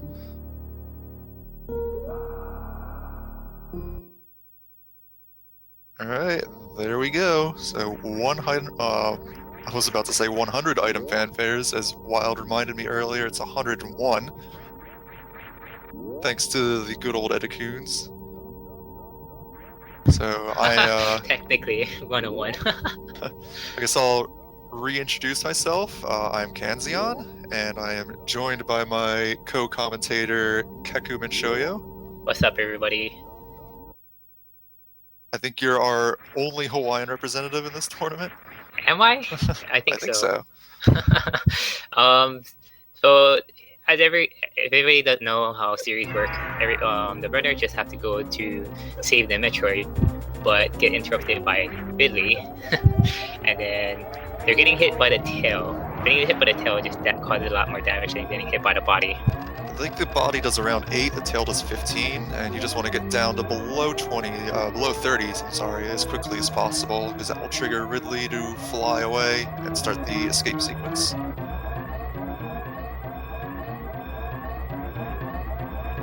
Everybody's favorite meme category, the series escape.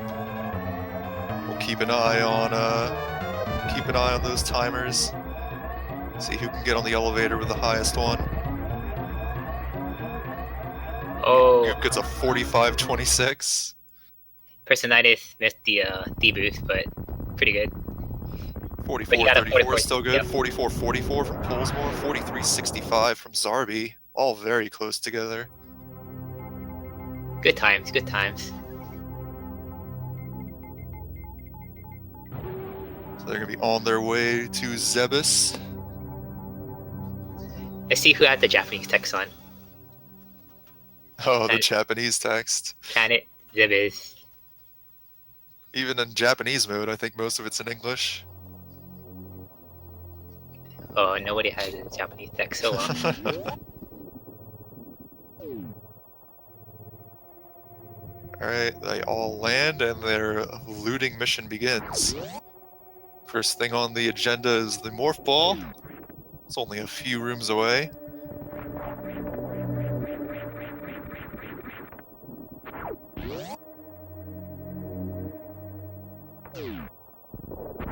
Now, personally, I'm I'm interested in seeing how Polesmore handles this category, because I know he's very good at fusion. I'm curious how that translates to this game. Oh yeah, for sure. The mechanics from Fusion to Super Metroid are very, very different. For example, you can't do another spin jump when you're in the air. I mean, I don't know how to explain that. Like, if for say you're not spin jumping, you can't just like do another spin Essentially, jump after. essentially Fusion has what's called respin, which is while you're midair, you can press jump again to re-enter a spin jump. But in Super Metroid, if you lose your spin, you have to land before you can spin again. Thank you. So they all get Morph Ball, no problem. Goop just about at the first missile pack, and then he'll be heading up to bombs.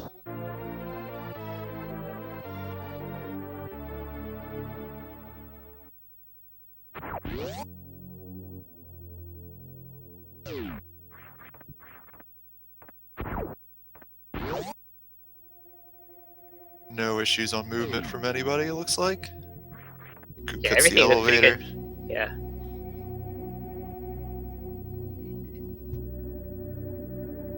I know Goop is a pretty experienced runner, as is Personitis, so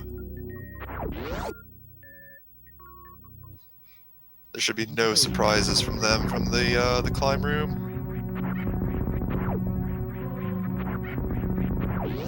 Goop having a little trouble falling into a couple pits. So does Fine. Personitis. Yeah. It is pretty difficult to get across there without falling into one. So Personitis going up the right side. Goop showing off the ledge grab method. Nice. I've heard like- technically the ledge grab method is a little bit faster than the wall climb. Wall Yeah, jumping you don't have method. to stop to shoot anything, as far as I know. Oh, I guess that makes sense. Zarby and Polesmore both just went up the just going up the right side.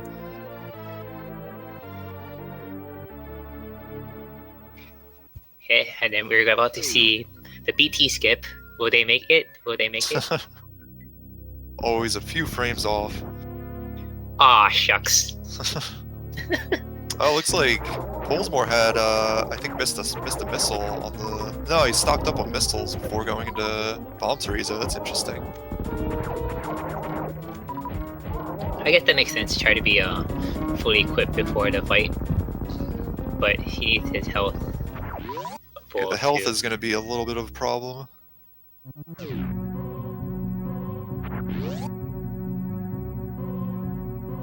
Nice fight by Personitis. Goop had no trouble either. I see that was the issue. He got all health drops from Bomb Teresa.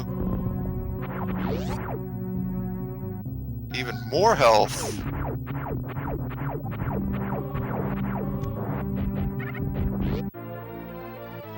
Gotta love that drop RNG. Zarby handles the fight no problem.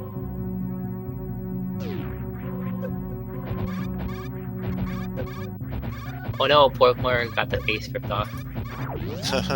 Yeah, he didn't get any missile drops. Goop's on his way to the Britstar elevator. Zarby, no trouble. Personitis as well. Zarby gets the Alcatraz.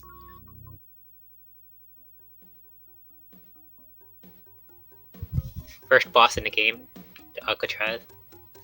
Alcatraz is essentially the first boss of the game. Well, I mean, it's second boss of the game. You got Bomb Teresa, of course. True. Nice mock ball by Goop. Yep. Also Personitis. He got stuck Getting on Goop got stuck on the ledge there, so he can't do the D-boost. Personitis should get this So one for just those fine. for those of you who don't know that this is the early super missiles, it's basically a sequence break because you're not intentionally supposed to get these without speed booster.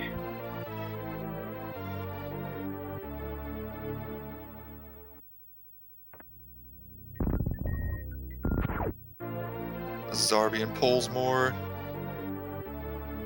Oh, Zarby's missing a missile. Finds one fine though. They're making their way downtown. Winding up for that mock ball. As Goop and Personitis grab the first reserve tank of 4. Zarby tried to go for the D-boost, but that waiver caught him just before getting the missile pack.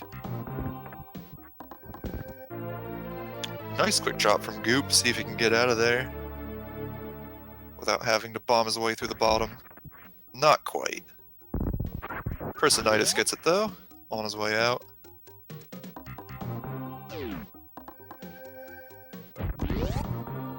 And they're both going to be headed for charge beam.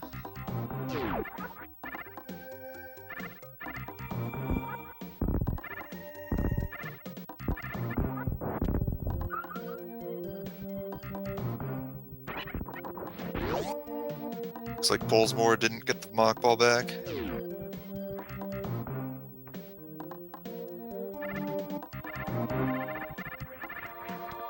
Oh, Goop got a little stuck there, but it's okay. Yeah. Making its way still. Not a big deal. So again, for those of us just joining us, who are curious why they're not getting that missile pack by charge beam, it's slightly faster to get those missiles on the revisit back here. You'll see them grabbing that in probably about a half hour's time or so.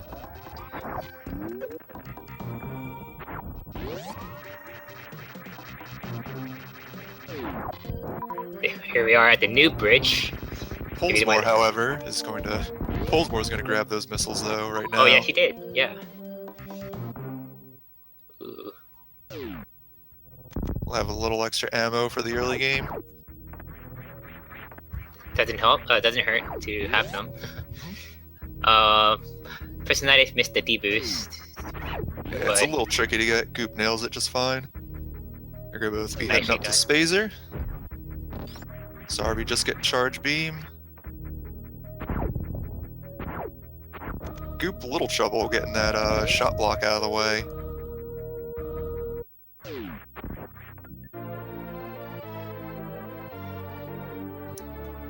While they're doing some little bit of initial item collection, we do like to point out that these runners are very good, and so you want to shoot them a follow, if anything.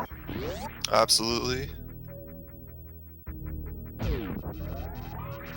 Zarby's having some trouble with that CAC attack.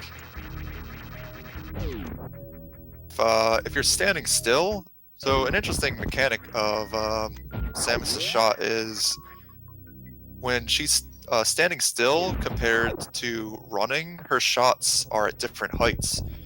So normally I forget which one's higher, but as you can see from earlier, he was trying to shoot at that CAC attack, and the shots were just going right over its head. Zarby took the energy refill because he was looking a little low. Yeah, I think I don't know if anybody missed it, but Goop did the triple super into create there. That was really good. Pretty hard trick to do if you're starting out. Polesmore got stuck in the water a bit there. Wall jumped his way out. Goop is farming for some health. Yeah, not a bad idea. Crate can be kind of trolly sometimes.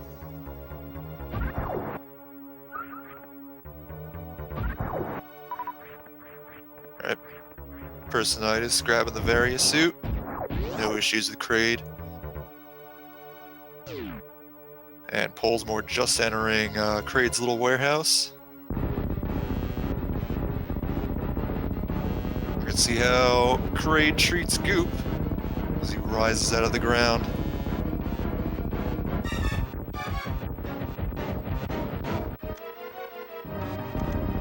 Just threw a bunch of missiles into his face. I wonder if he was intentionally trying to do that, or he forgot to switch. He just wants to save his supers.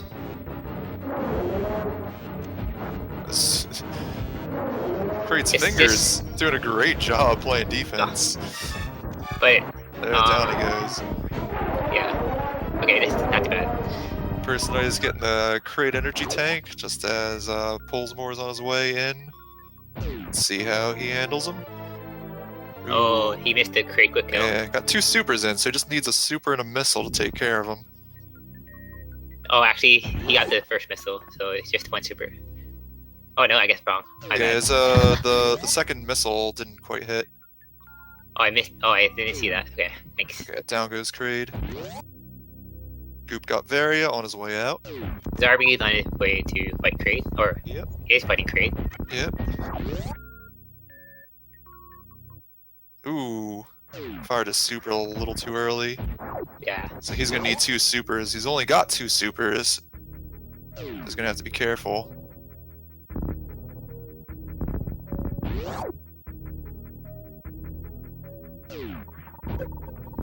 He knows about that okay, yeah, he takes care of it just fine. So Oh, nice. Yeah. as you could see that he waited for Kraid's hand to fall down before he charge shots his face. When you shoot, Kraid will open his mouth whenever you shoot any part of his body aside from his claw. But if you hit him with a charge shot, it actually freezes his claw's position. So if you can charge shot him as his claw is down, it will stay down until his roar is done. So that gives you plenty of time to put some supers into his mouth. I just wanted to point out, Personality's movement has been very good so far, from high jump boots and then to the Cathedral missile. Oh yeah. Had a little trouble with the Cathedral missile. Those missiles are And kind he's of got an enemy camped right next to him. yeah. Polesmore just missing the mock ball out of the warehouse. Goop just about to get high jump boots. Got him boots first. Very proper. DOS boots. Just land on boots with your feet, as was intended. See how Bubble Mountain goes for Personalities. King Cack attack. Not Hardest today. boss in the game. He is a tough boss. Zarby could have gotten the mock ball, but didn't quite morph in time. And Polesmore is getting his high jump Polesmore boots. getting boots of his own. Personalitis about to get speed booster. Ooh! Tried to grab those missiles, but uh-oh. So he's gonna grab speed booster now, but he still has to get those missiles, and the lava's gonna be rising. This can be very tricky. I'm He a has to be little very worried fast. how this is gonna pan out. He, I mean, he Yeah, can he got always it, go but if he gotta he go. gets stuck. He can always go back into the speed booster room. Okay, the lava doesn't rise until. Yeah, I didn't know that. Lava doesn't actually start rising until you start moving forward. still kind of clutch. So that-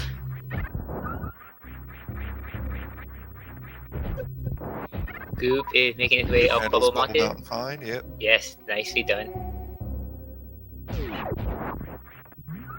Polesmore grabbing the cathedral missiles. And Goop just about to get to speed booster. It seems everything so far, the item collection has been on point. Pretty so, spot on. Yeah. Pretty sure after they Cathedral grab, missiles are a bit of a question mark. They're kind of hard to notice. for sure. Looks like everybody's getting them just fine. Okay, so Personalities is just grab Wave Beam. Mhm. Pretty sure he's gonna go to Crocomire right after this, and I'm Yeah. pretty sure a lot of the other runners too will be I heading imagine to so. Crocomire. Yeah. Polesmore's gonna go into this. Well, he went into the save room to try to get a little more running speed. I think the door transition was accidental there. Zarby's health pretty low. I think he got stuck in the lava there a bit.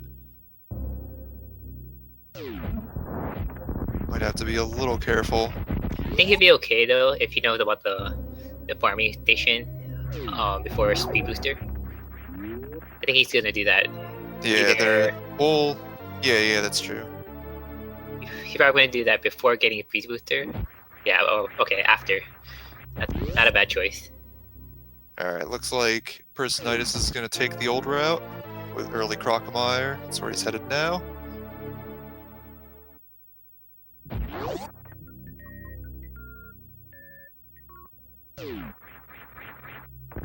We're gonna see what Goop does in just a moment.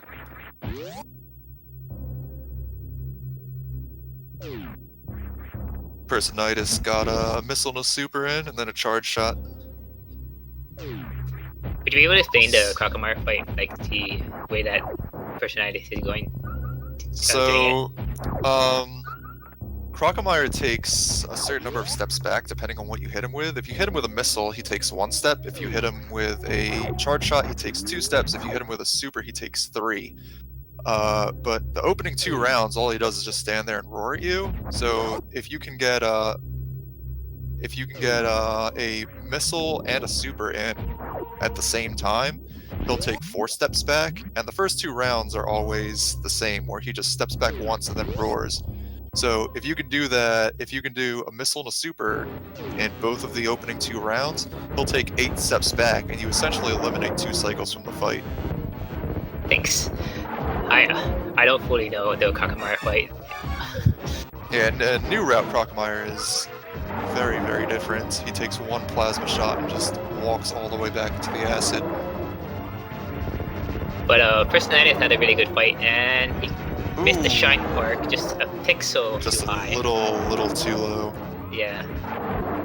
Oh, too low. Yeah, sorry. Yeah. And then Crocomire, Goop is having Nice super drops though. Goop finishes off Croc. very nice. Looks like he got the wrap shot as Personitis did. Let's see if he gets the spark though.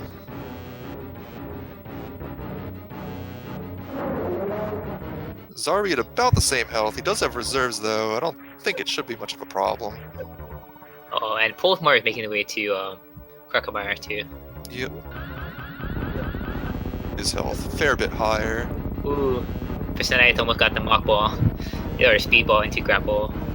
So the biggest issue with your health here isn't so much Crocomire, it's the fact that you have to jump across a giant lake of acid to get to the energy tank. So you want to have enough for that. It's about 3 jumps. Oh, Goop did the same thing like Personitis. Oh, was he a little too low? Yeah. Personitis couldn't quite get the grapple missiles. That grapple trick is pretty tricky. Instead just chooses to wall jump his way up.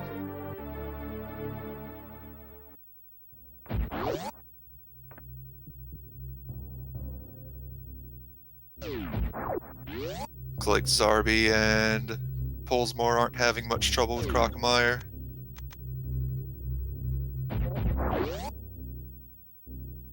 He needs to be careful though. His health is. I mean, even though he has 1 E tank, Zarbi's so gotta be. Zarbi's missed a shot, so Croc took a few steps forward. Yeah. This is where you gotta be I careful think- of this jump. Yep. Alright, he makes it just fine. Goop almost got the speedball too. Polesmore with the speed keep. Or not the speed keep, the blue suit unmorph. He almost, yeah, he needed to move a little bit forward in order to Yeah. initiate the Goop cutscene. couldn't quite get the grapple strat either. He's gonna have to let's see what he does to recover. Clear out the fireflies first. He's not even gonna power bomb. He's gonna try to do. Yep, did a real short charge there.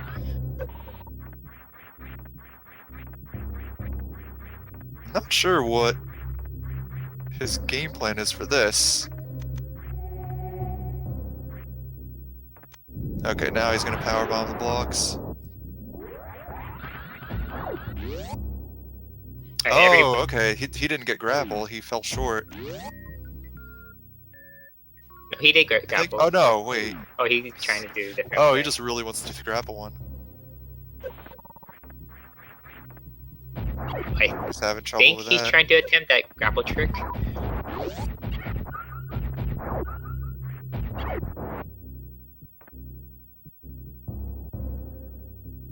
The grapple trick where you kind of Yeah. unmorph and you kind of jump up. Okay, from now he's trying to wall unmorphing. jump up there. Okay. Can't quite get the height though. It's not enough running speed, and Personitis got the Alpha Spark. Very nice. Making his way up Red It's Tower. looking like Polesmore, well, he's gained a lot of ground because Scoop's having so much trouble with this missile pack. Okay, finally got up there. Seemed that now. They are neck and neck now. Yep. Yeah. Zarby is making his way to grapple. Personite choosing to power bomb the Rippers in Red Tower. Helps him get up there a little bit easier. Ooh, just missed Almost. getting up to the top there. Now the block reformed. He's gonna have to take another couple trips up there to get rid of it. Almost got the hero shot method. He's having some trouble wall jumping up there. Got it. Alright, there he goes. The red tower climb can ruin some runs, especially in any percent. Goop at some concerning health right now. That acid room can really do a number on you.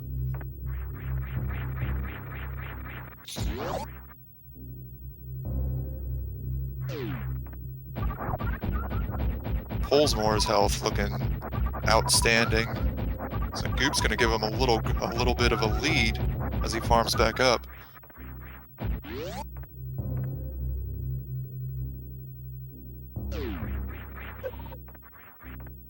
Nice deep Personite is just getting his second power bomb pack.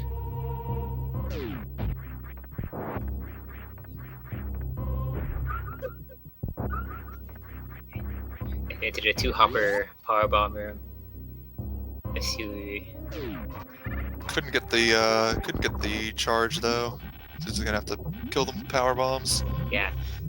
So the way that he did it is he laid a power bomb and then he unmorphed in the air, which kind of slowed his animation. Zarby with a shine spark out of Crocomyre's room. Oh, nice. And then by slowing the animation down, it'll put the hoppers, it'll hit the hoppers a little bit more. And Polesmore is getting Ice Beam. Poles is getting Ice Beam to help with Red Tower. Interesting. Zarby couldn't manage to grapple across, so he's gonna try to wall jump up there. There he goes.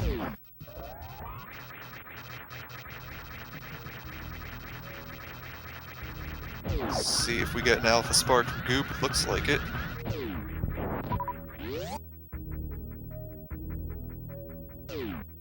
Nice, nicely done. And Personite is making his way to Wreck Ship. Yep, he's gonna take this opportunity to turn Spazer off, so he can X Factor. Polesmore is trying to do the ice escape. Yeah, And I think he got it. that looked pretty good. Yeah. Oh, nice hero shot from Not a problem. yeah, from Goop. That ice escape is a really tricky strat. Like You need a fair bit of speed yeah, to be able to get under that gate. Goop with a nice powerbomb room. that was really smooth. Zarby's gonna take the Red Tower refill here. Ooh, Personite just dodged that triple face ghost. That was really close. Those Coverns, they can pop up at the worst possible time. Alright, so here's fan 2. So Personite is gonna attempt the F Factor strat against fan 2.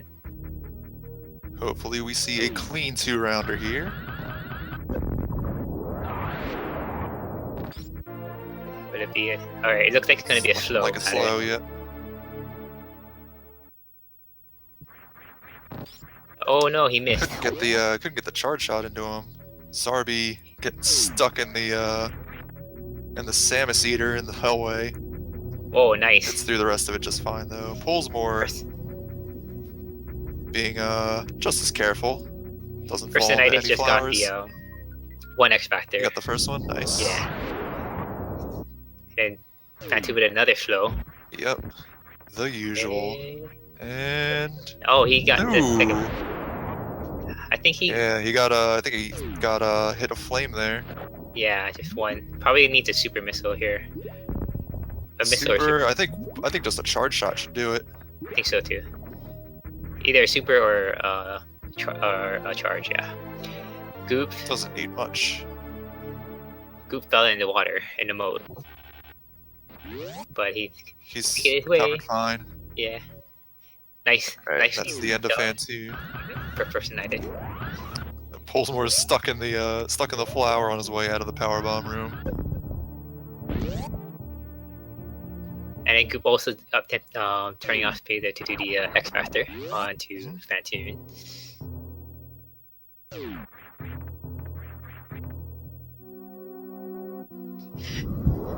So just wanted to point out again that this is not actually a 4-way race. It's a race between Two 1v1s. yeah. So it was Goop versus Polesmore and Personated versus Zarby 89. The top row on your screen is one match. The bottom row would be the other one. So far, Goop is in the lead in his match, and Personated is in the lead with his match against Zarby.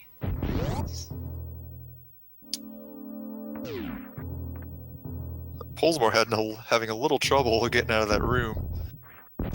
Had to kill those side hoppers. Zarby heading up the elevator.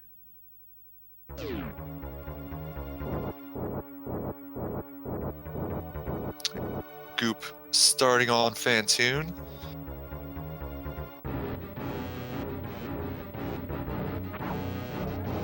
I think Personitis tried to get a D-boost off of that Ooh, nice fast. off of that spark. Ooh, nice. That was a nice fast from Goop. Another fast. Oh my goodness. Fast. Oh, he got it. Nicely done, Goop. That was very, very good. I think Zarby that was... opting to spark across the moat, and Polesmore opting to take a save just before Fantoon. mistake me if I'm wrong. Was that the first fast of the tournament? I haven't seen too many races. It's the first one I've seen. Yeah, first time. No, wait. I think Behemoth got fast. Okay. But that was really good from Goop. Nice fight. Ooh, Personitis falls in the water. The E-Tank room. No. I don't know how much reserves he has. Sitting at 40. Gotta be careful with this. That is a mistake you definitely try not to make twice. Okay, he gets the E-Tank just fine. Polesmore also choosing to spark across. Not quite, just barely missing the Ocean Fly. Super was a little too early.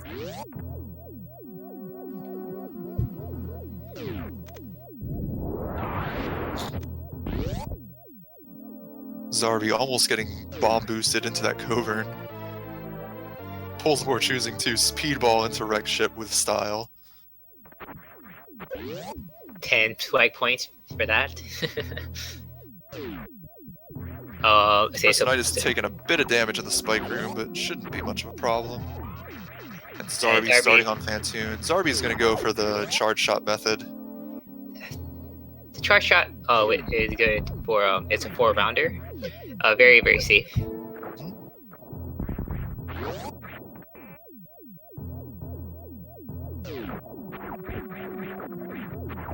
Did Goop get hit in the spike room? I don't know if he went in with 55. Point is, he's alive, so yeah, it's all that matters. Zarby having a little bit trouble, but he got 2 shots in and 3. Very clean E-Tank room for Goop. Nice. Polesmore just entering Fantoon. He's gonna. Looks like he's gonna go for the X Factor.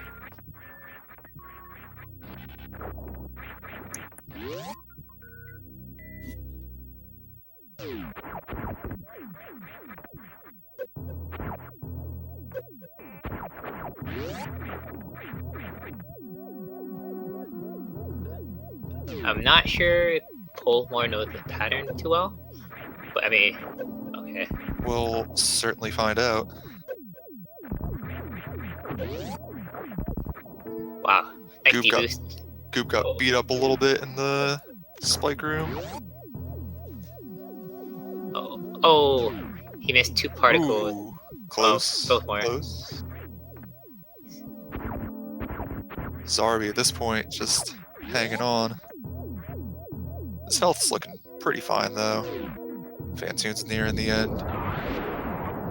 Would he get this one? Oh, he got it. Nice pulls more. Got that complete X Factor Solid. there. Goop. Oh, he Goop missed had a the little issue with the the attic speed there. ball. Yeah. But he's making out fine. 4 E-tanks is pretty good. As long as he doesn't get hit too much from those those tubes. Down goes Fantoon, pretty much almost at the same time. Nice, guys. Nice. Oh, wow. Goop with the double K-go so far. Yeah. At 3. Alright, awesome.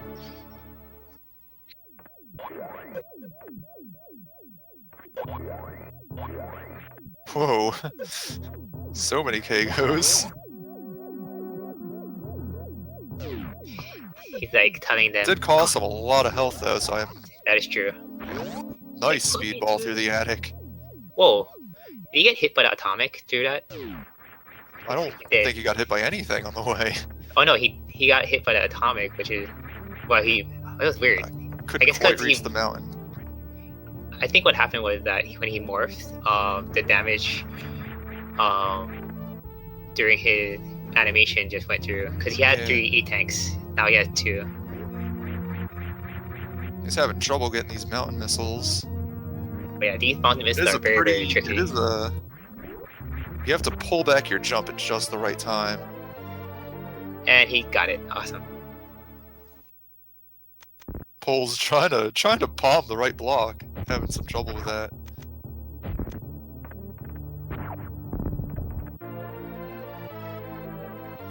Personitis just getting the reserve tank.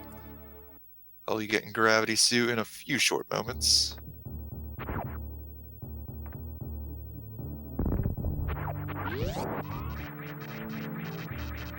Meanwhile, Zarby opting not to.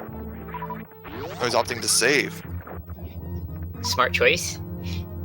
The wreckship E-tank room, or the way to the wreckship E-tank room, can be very, very dangerous. It is very, very heart pounding. Coop with a casual spike suit. Oh my gosh! What? Oh, that was really good from Goop. So he has a stored shine spark that he can use wherever he wants, I guess. I guess at Wreckship Reserve, but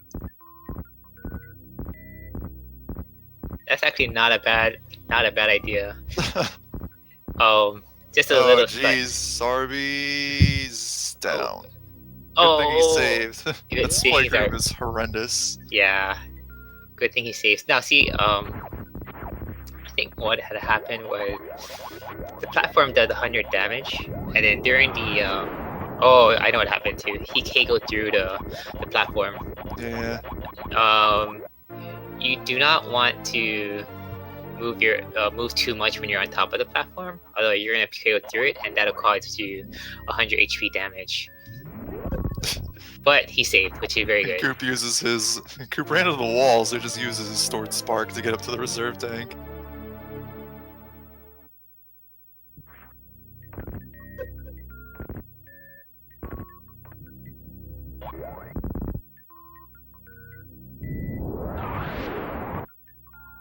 Really nice gauntlet spark from Personitis. Polesmore getting destroyed in the spike room. That was rough. Zarby made it through to the E-Tank room. Dunks into the water. He's gonna have to get back up there. Alright, so Personitis is heading into the gauntlet. Hopefully, First of many, many booby traps in this run. Does Yeah. it just fine, right in the Oh. middle.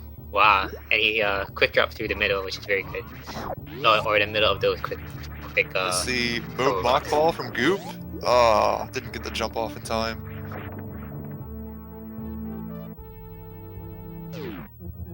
Zarby having a lot of trouble with the C-Tank room.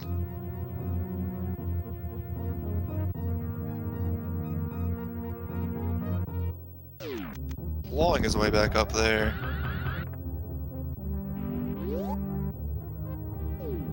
Goop taking the refill, his health was pretty low. Alright, Zarby manages to get to the E-Tank. So most of the danger should be over.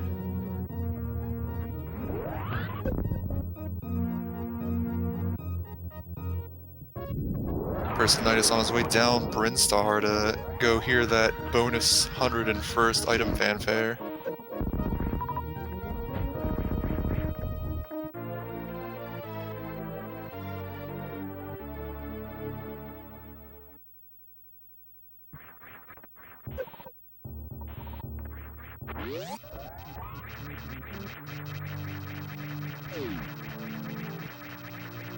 Alright, let's see if Zarby can handle his way back. Goop got the wraparound shot too, and got the gauntlet spark. Very nice. Alright, Oof. Zarby, be careful. He took a lot of Oh. damage there.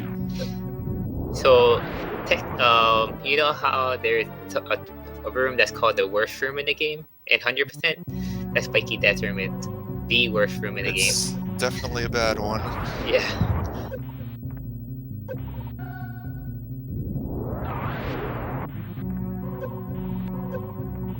Alright, no problem with the gauntlet for Goop. Gets through it fine. Now he just has to not fall into that pit. Gotta be careful. Did it well.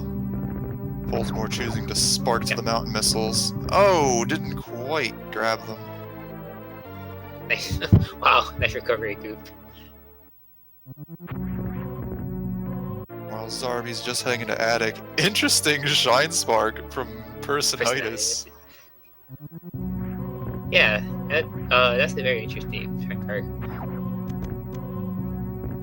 However, he is gonna have to use another power bomb to get into the E-Tank.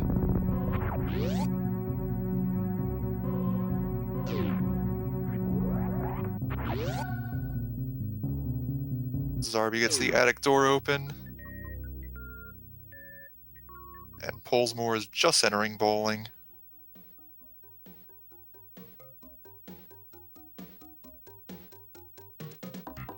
Only gets, I think that was 2 hits.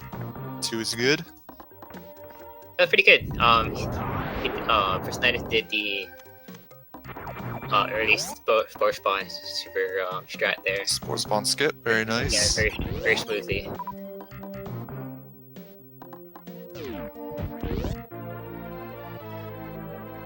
Should be a good mock ball from Goop into the super room. I'm curious if Zarby's looking really low. Yeah, he needs to be very careful. Oh, I mean, he had some reserves, I think. He does but have reserves, I don't know how much. I think it's full, actually. It might be full. I think, he farmed a little bit, so Yeah. he should be okay. Well, we saw his reserve get triggered by the, when he died in the spike room. Oh yeah, that's right. So it must be full then, because like I said, 100 HP. Zarby's having issues getting to that mountain missile. Polesmore just grabbing the reserve tank. Personnitis getting the missiles by charge that he skipped earlier. Meanwhile, Goop's not too far behind. Though he still has a fair bit of Brinstar cleanup to do. Normally it'll Already be like having a lot of about- trouble with this Shine Spark. I think the printer cleanup is normally like less than 10 minutes at most. Yeah. So Zarby's gotta be careful here because he needs more health. Ooh, right. He needs more health to get to the reserve tank. Okay, that one should be good. Alright. He just has to be careful to have enough health to be able to spark to the reserve tank.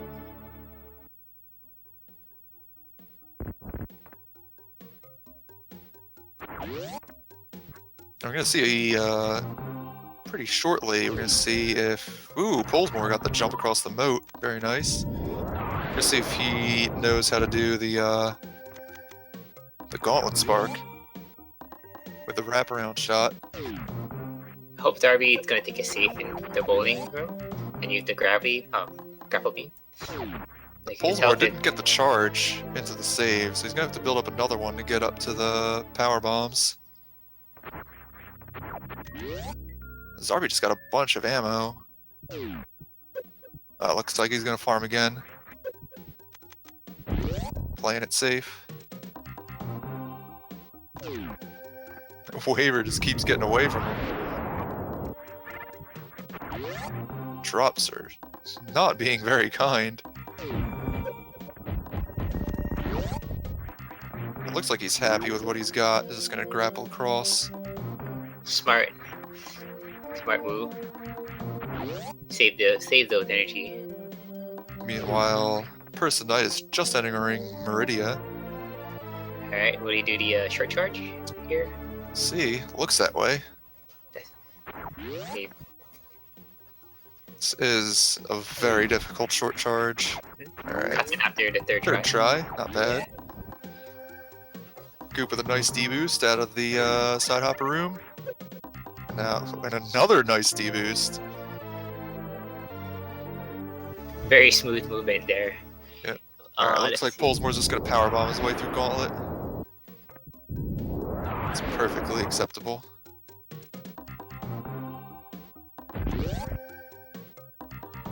Zarby at 105 energy. That should be fine.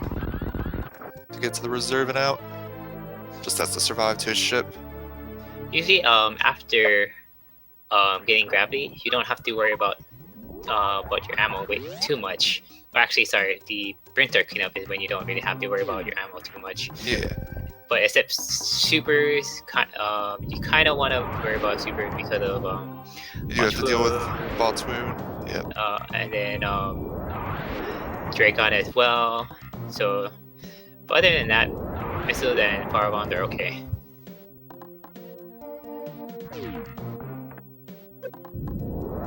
Oh, Personalis, that was a good Nice left side climb. yeah. Up to Crab Supers. Ooh, Zarby hitting the wall.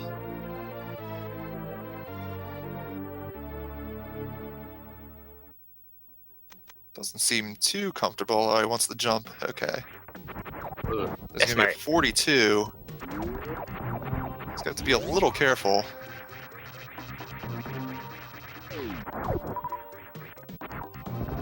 There's not a whole lot that can really threaten him, but there are those fish in the water on the way to ocean missiles.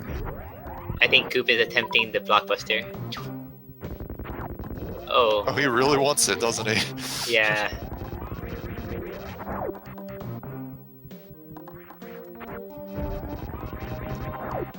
He needs to jump. So blockbuster basically There he goes. that. There's the blockbuster. Saves time bombing the floor there. Polesmore heading down to the Di10kong area. Zarby just grabbing ocean missiles. Personite cleaning up Meridia Beach, and Goop just about to enter Meridia.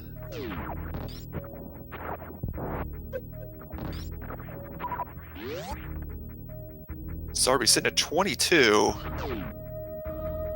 Might have to be a little careful with these key hunters. Alright, he should be perfectly fine now. Just has to take that refill. Wow, nice mock ball with Personitis. That's That was really that's really a super nice. tight mock ball. perfect short charge from Goop. Getting Main Street missiles. Personitis going to be on his way to Botswoon.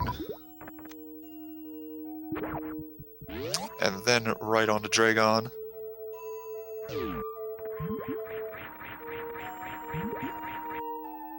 Polesmore about to start Pink Brinstar cleanup of his own.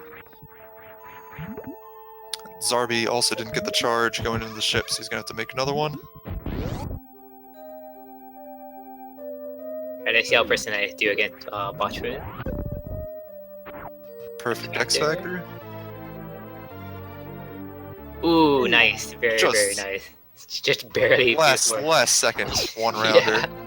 Nicely Just done. before his head went into that hole.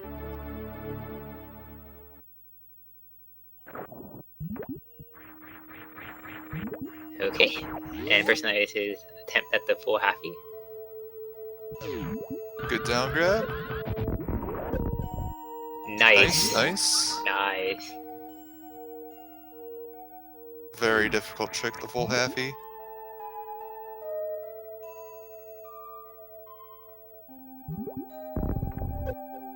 Zarby also powerbombing his way through the gauntlet. On his way to that E-tank. Personitis heading into Dragon. Supering the blue door. The swoop master coming up. The swoop master.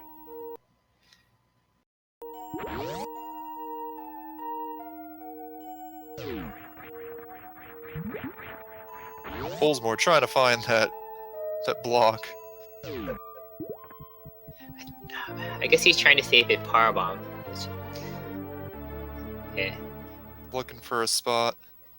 Oh, there we go, got it. Personitis accidentally sparking directly up. What do we call that? Goop spark. Believe so. We haven't seen a Goop Spark from Goop yet, so we're still waiting. Down nice. Dragon. Couldn't get the blue suit though. He's attempting spark suit. Oh, Zarby only went down one side of Gauntlet. Oh no. That is unfortunate. He's gonna go all the way around again. Yeah, he's going around.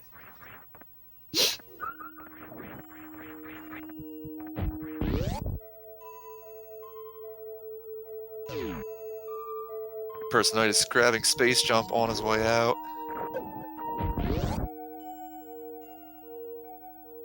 His health's looking pretty good. Nice See if he waffle gets jump. Spottoon tank now or later. Ooh, nice speedball, mock ball. Okay, we're gonna call that speedball out of there. That was really, really great. Awesome. And then Personalis did a wampo jump. That was very good. Second fastest move out of that room there.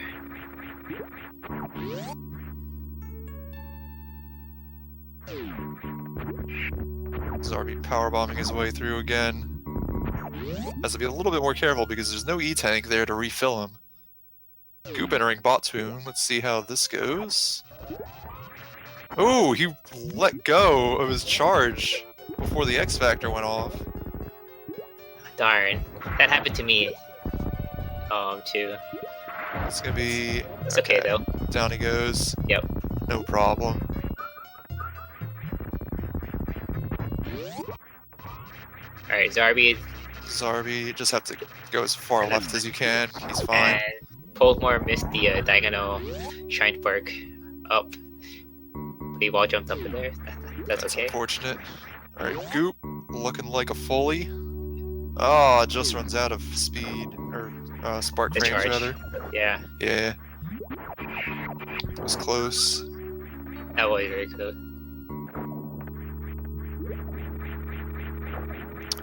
Polesmore on his way to Meridia. Looked like he was attempting a blockbuster, but didn't quite get there.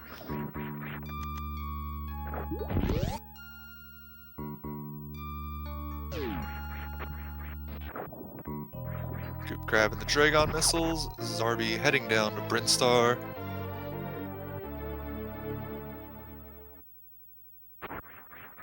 Polesmore taking extra care to freeze those screes at the top.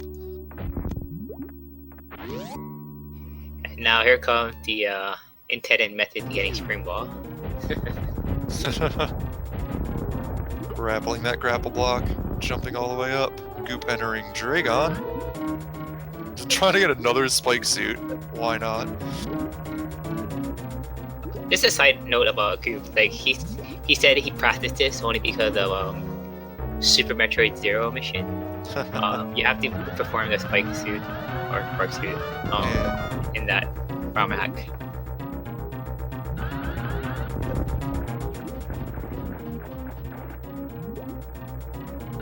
It's like Polesmore having a little trouble getting a charge for Main Street missiles.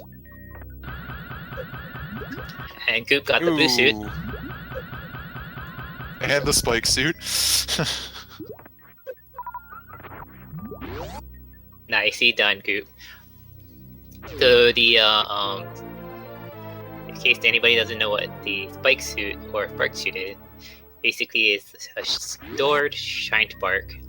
The difference between that and blue suit is that you can run with the spike suit. Yeah, and blue suit, any type of holding the run button will immediately reset your speed counter. So if you're going to use it... Oh! After all that...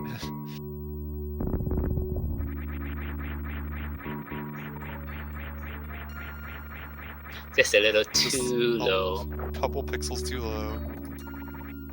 Pulls more. Accidentally sparked into Mama Turtle. Just gonna choose to grapple to that E-tank. Okay.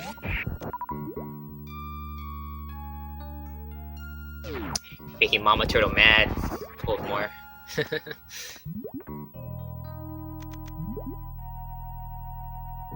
It's a nice, interesting strat to get the wall missiles in the turtle room. Goop got the cool D-boost in the sand pit.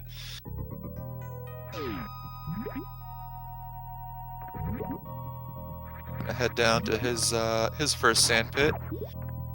First Nidus almost at Plasma. Zarby having some issues with those side hoppers, giving him a hard time.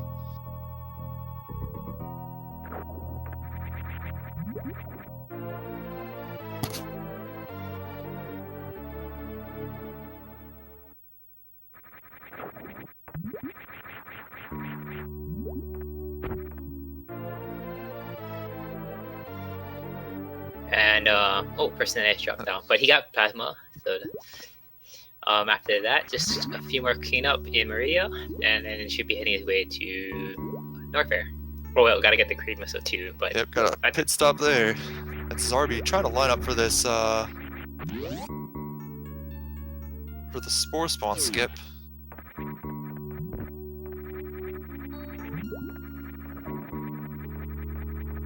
He's having some trouble with it.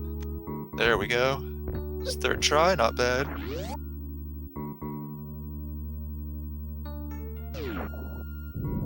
Goop now in the waiting room.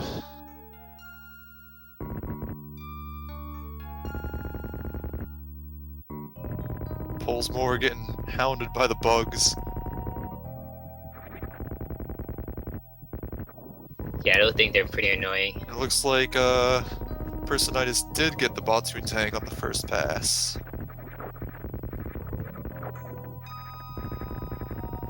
Ooh, nice quick drop. Yeah.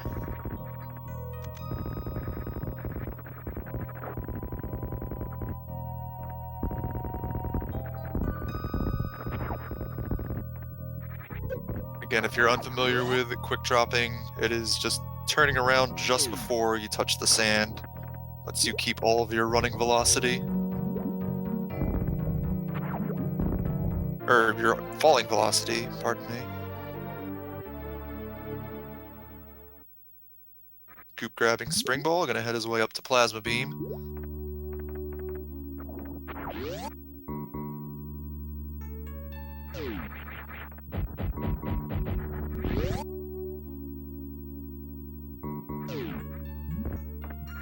And Polesmore making the way to Watchmoon.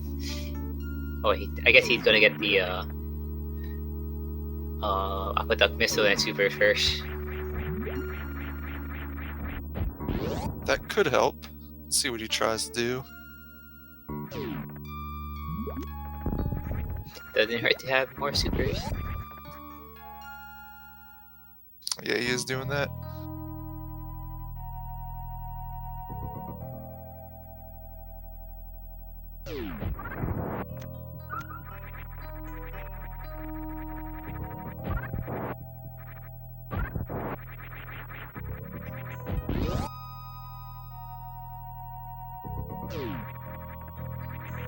Oh, nice. Oh, almost got the Spring Ball strat into Crage there from Personitis. Pretty hard. Very close. Yeah, it's a pretty hard strat too.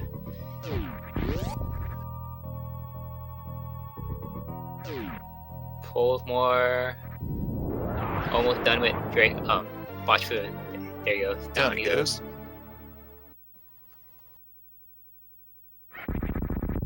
He got aqueducts. He got the aqueduct loot early. Will he get the Botswan E-tank early?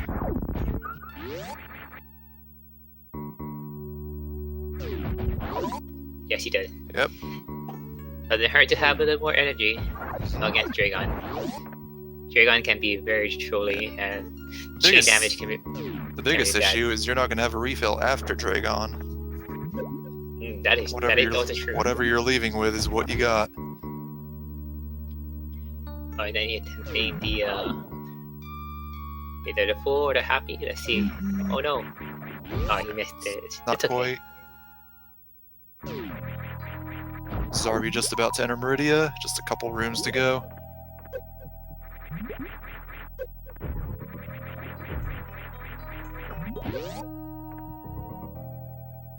Almost cleared the spikes on Goop's end. Alright, Persona is grabbing Ice Beam and now making his way to Lower Norfair. There's always that crumble shaft. Oh yeah. And Zarby just entered Meridia. Nice short charge from Zarby.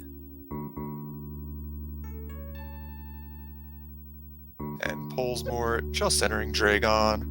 Goop getting stuck on the oh, I see what he did there. Got himself stuck on the ledge a little bit so he could get the D-boost from one of the bulls. Oh, he almost got that spring wash strat. Ooh, that was close. Yeah. Couldn't get the short charge and then fell off. He's gotta get back up there. There you go. No problem. Crumble shaft from Personitis.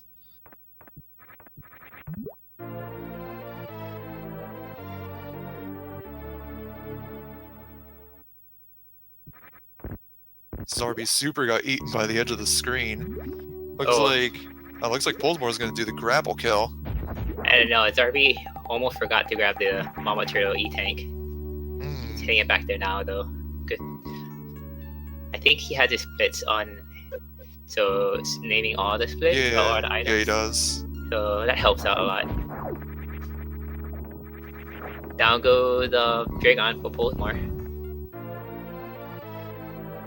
Nice chronic boost by Personitis. Very nice.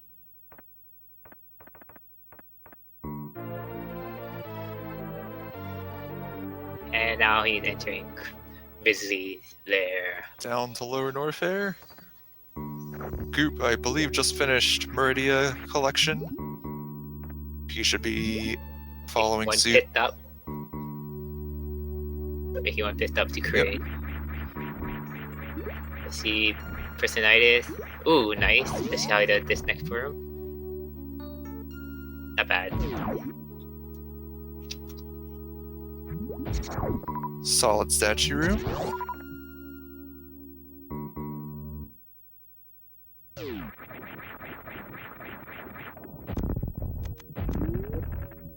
Oh, missed the super there, Goop. Second one hit the mark. Ooh, Personitis' power bomb was just a little too high. Couldn't get the bottom row of blocks there. But it was a nice damage boost though.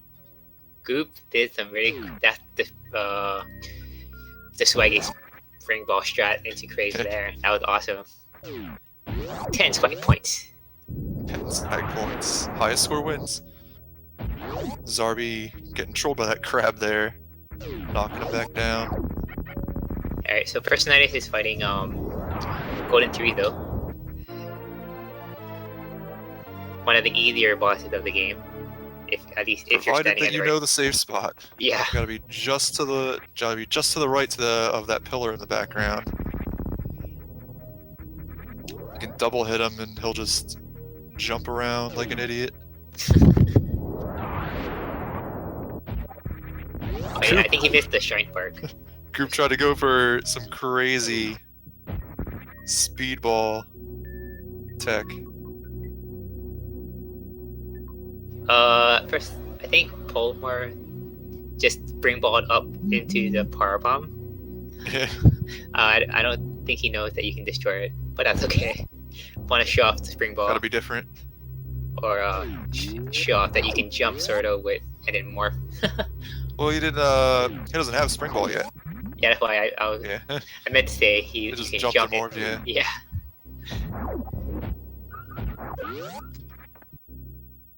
Oh, now Personalis is Excellent. in the second worst room in the game. Fell down, but he Or making does back he have up. spring ball? He's going up to plasma now.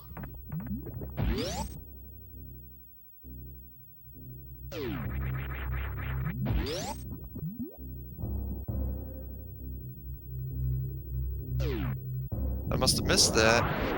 I don't. Does he have spring ball? I don't think he picked it up. He grabbed the grapple block and then just left.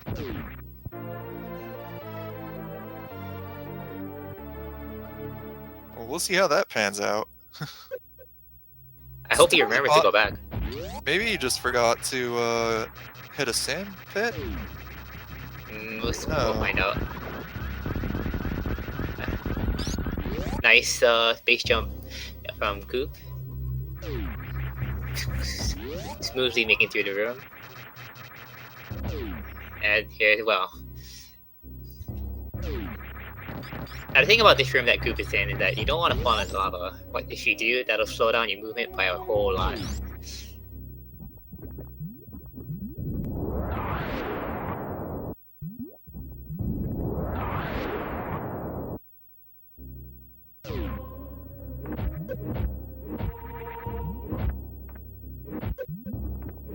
Zarby opting to just throw a ton of beam shots into Pontoon.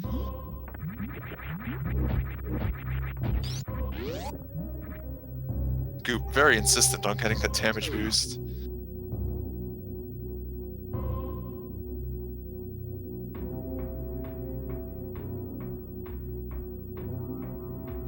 And Personalis Pontoon is down for Zarby. Personitis, on his way to Vindy. yep, Just a few almost more. there.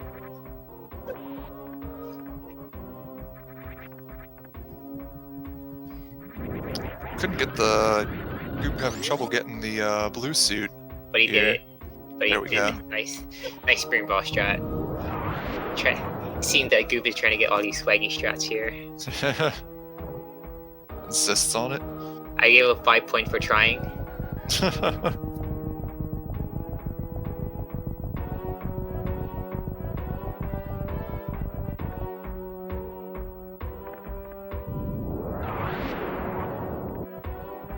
The thing about Ridley fight is that when you have all the beam upgrades, you want to shoot 20 shots. After 20 shots, his HP is 0, so you want to be grabbed. I think. Yeah, once the fight doesn't necessarily end once he hits 0 health. He usually has to grab you. Well, him grabbing you will end the fight quicker. Otherwise, it just takes him a fairly decent while for him to die on his own. He likes to just fly around and troll you for a bit. Goop gonna start on Golden Chorizo. Zarby dropping on down into Dragon's Lair. Yeah, so Polesmore really should go Polesmore back. having some issues with this room because you normally have Spring Ball for it. Yeah, I think he has to go back. Oh wow, that was interesting. Power bomb of using the bomb to move across that little gap there.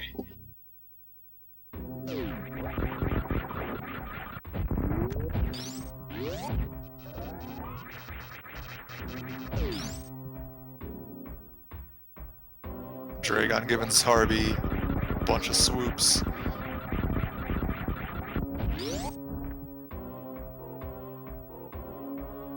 There, Team Polesmore Gonna going. get grabbed. And, ooh, he didn't have grapple beam selected, so he missed a quick kill. There you go. Polesmore getting spring ball now. Alright, there we go.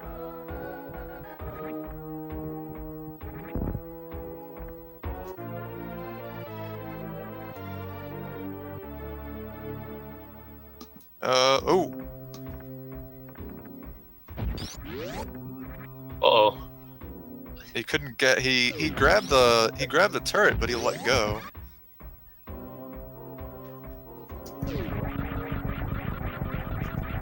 That was kind of scary.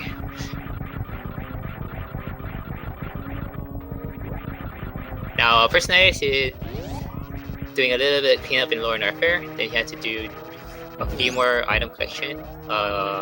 X-ray, power bomb, Yeah, a few more things. just a bunch of nonsense in Blueprint Star. Yeah.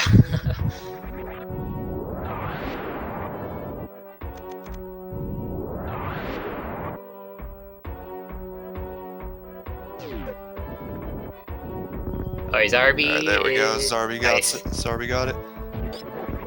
Took a couple Ending the fight. tries, but he's alive. That's the main thing. You really want to survive in this tournament and not get that not having to restart and get that 5-hour penalty. That'll be bad. Baltimore with some nice morphs on the way down to Spring Ball. Grabs space Goop. jump just as Polesmore's getting Spring Ball. Who got the Kago?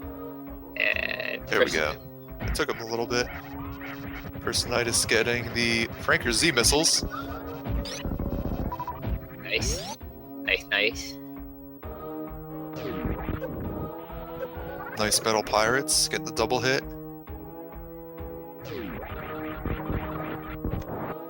Polesmore is going to be on his way to Ice Beam. Alright, Goop Unless he is stops at... by Crate Missiles. Goop, Goop is at- Zarby lost his speed. Space jumping across. Goop entering Ridley. Having a nice fight so far.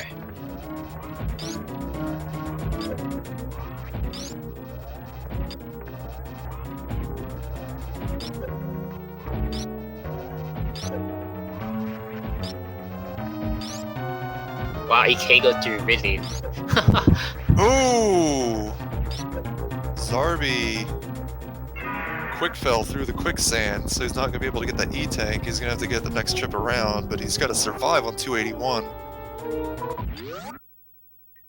Nice fight from Goop. Polesmore is going to grab the Crate Missiles right now. Goop grabbing the Ridley tank.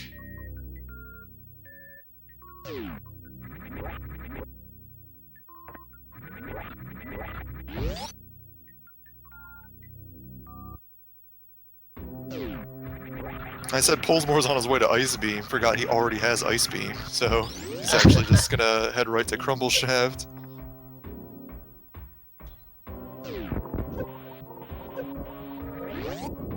Alright.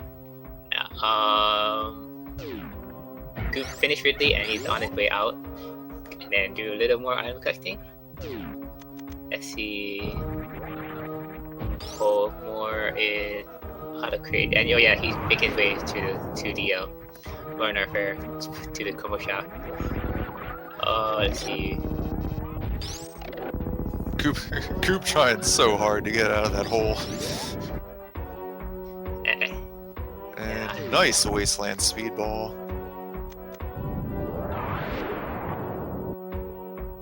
Zarby's gonna head up to Plasma Beam.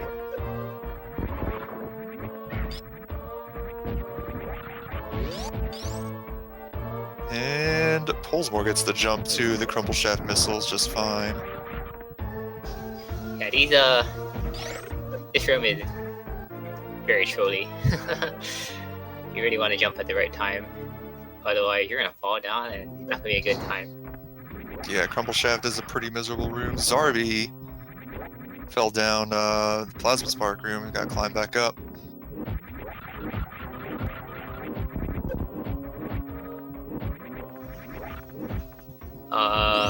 Personalis is getting X-ray shortly.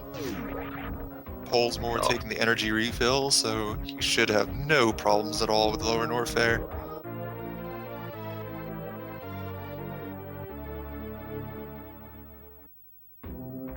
It looks like Goop's not quite gonna get this strat.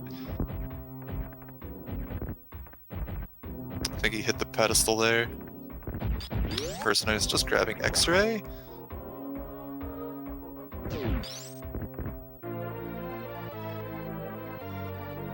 Polesmore hitting the elevator, heading down to Lower Norfair.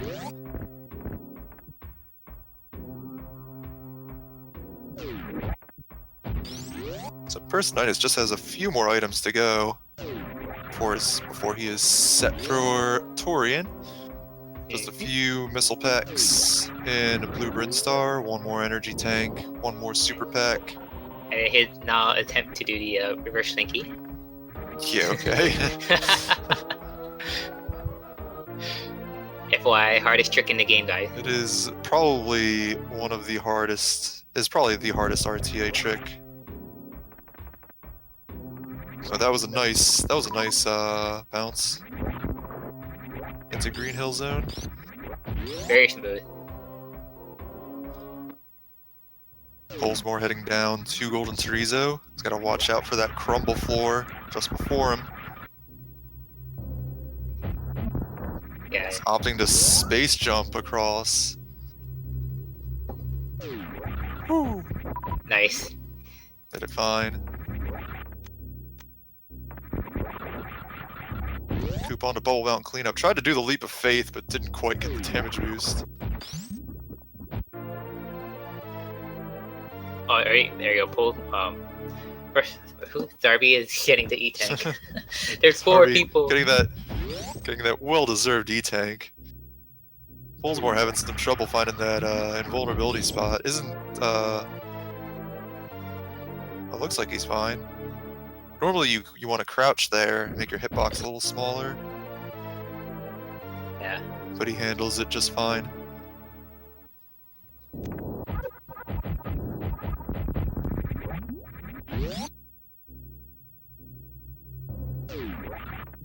So it looks like Zarby's gonna...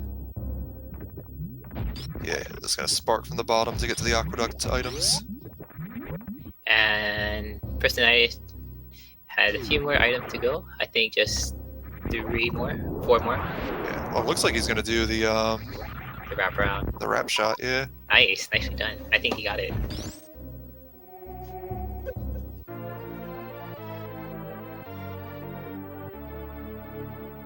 Very nicely done. Yep. Oh dear, Zarby must have fallen down the blocks before getting the supers. They had to spark up there again. Personatus having a little issues with the charge to get on the elevator. I think that's very cool that the game stores the shrine perk when you're even on the elevator, Yeah. or Or like on the saving on your ship, yeah, stuff like that. Alright, Polesmore's gotta avoid yet another booby trap, the Mickey Mouse room. Very dangerous second set of blocks. You could easily fall down there and lose a lot of time. I would say about 2 minutes at least. Take it slow. Zarby Nice. Alcatrazing his way up there. I don't know if he knows he has Spring Ball. Maybe he forgot. Does he have Spring Ball? He should have. Oh no! Oh no! He didn't get it. Spring Ball. Oh no! I think he had to go around to grab it. Oh yeah, he even said to in the chat, "Oops, I forgot." He's split for Spring Ball even.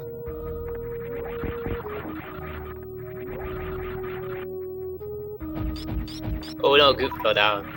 But it's okay. Yeah, he's gonna have to go back. And Personatus grabbing 1 more item. And it should be heading his way to G4. That's 100% should be for Personatus.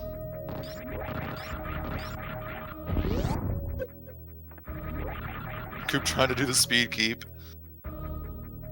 Ooh!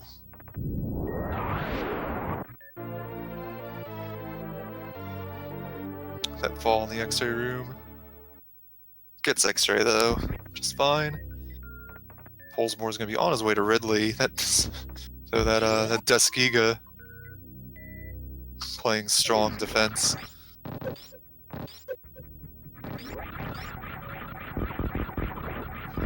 now personality making its way heading into the monster Zarby graveyard, accidentally quick fell in the quicksand. the waiting room. The second waiting room.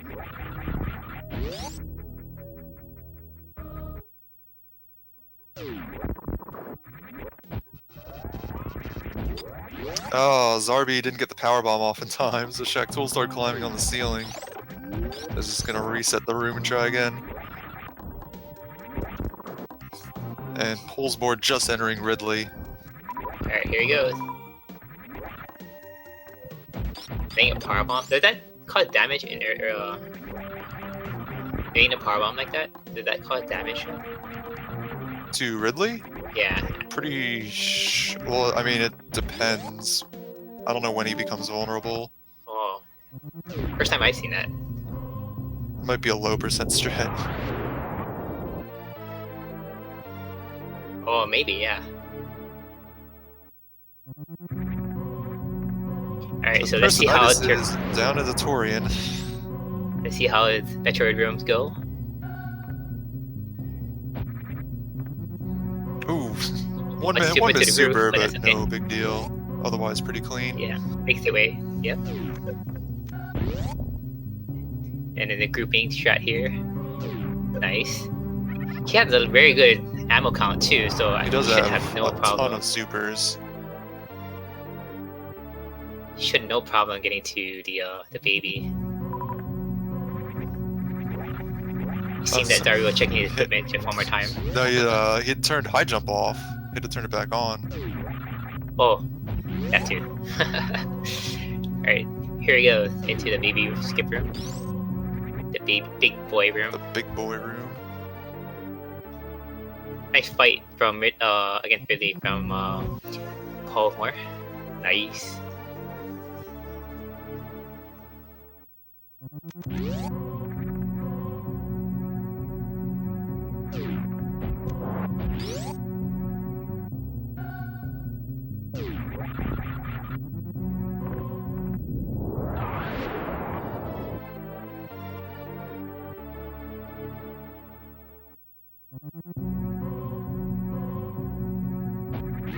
Looking Oh, personalities. good. Ooh, just nabbed at the end. Let's see if he's gonna do the He's still in morphs. He's not saving the frames, but it's okay. But we'll see how he does. Oh, just 62 health left. That's Well, dicey. Very, very dicey. Oh, he turned left. Oh, turn right. I mean,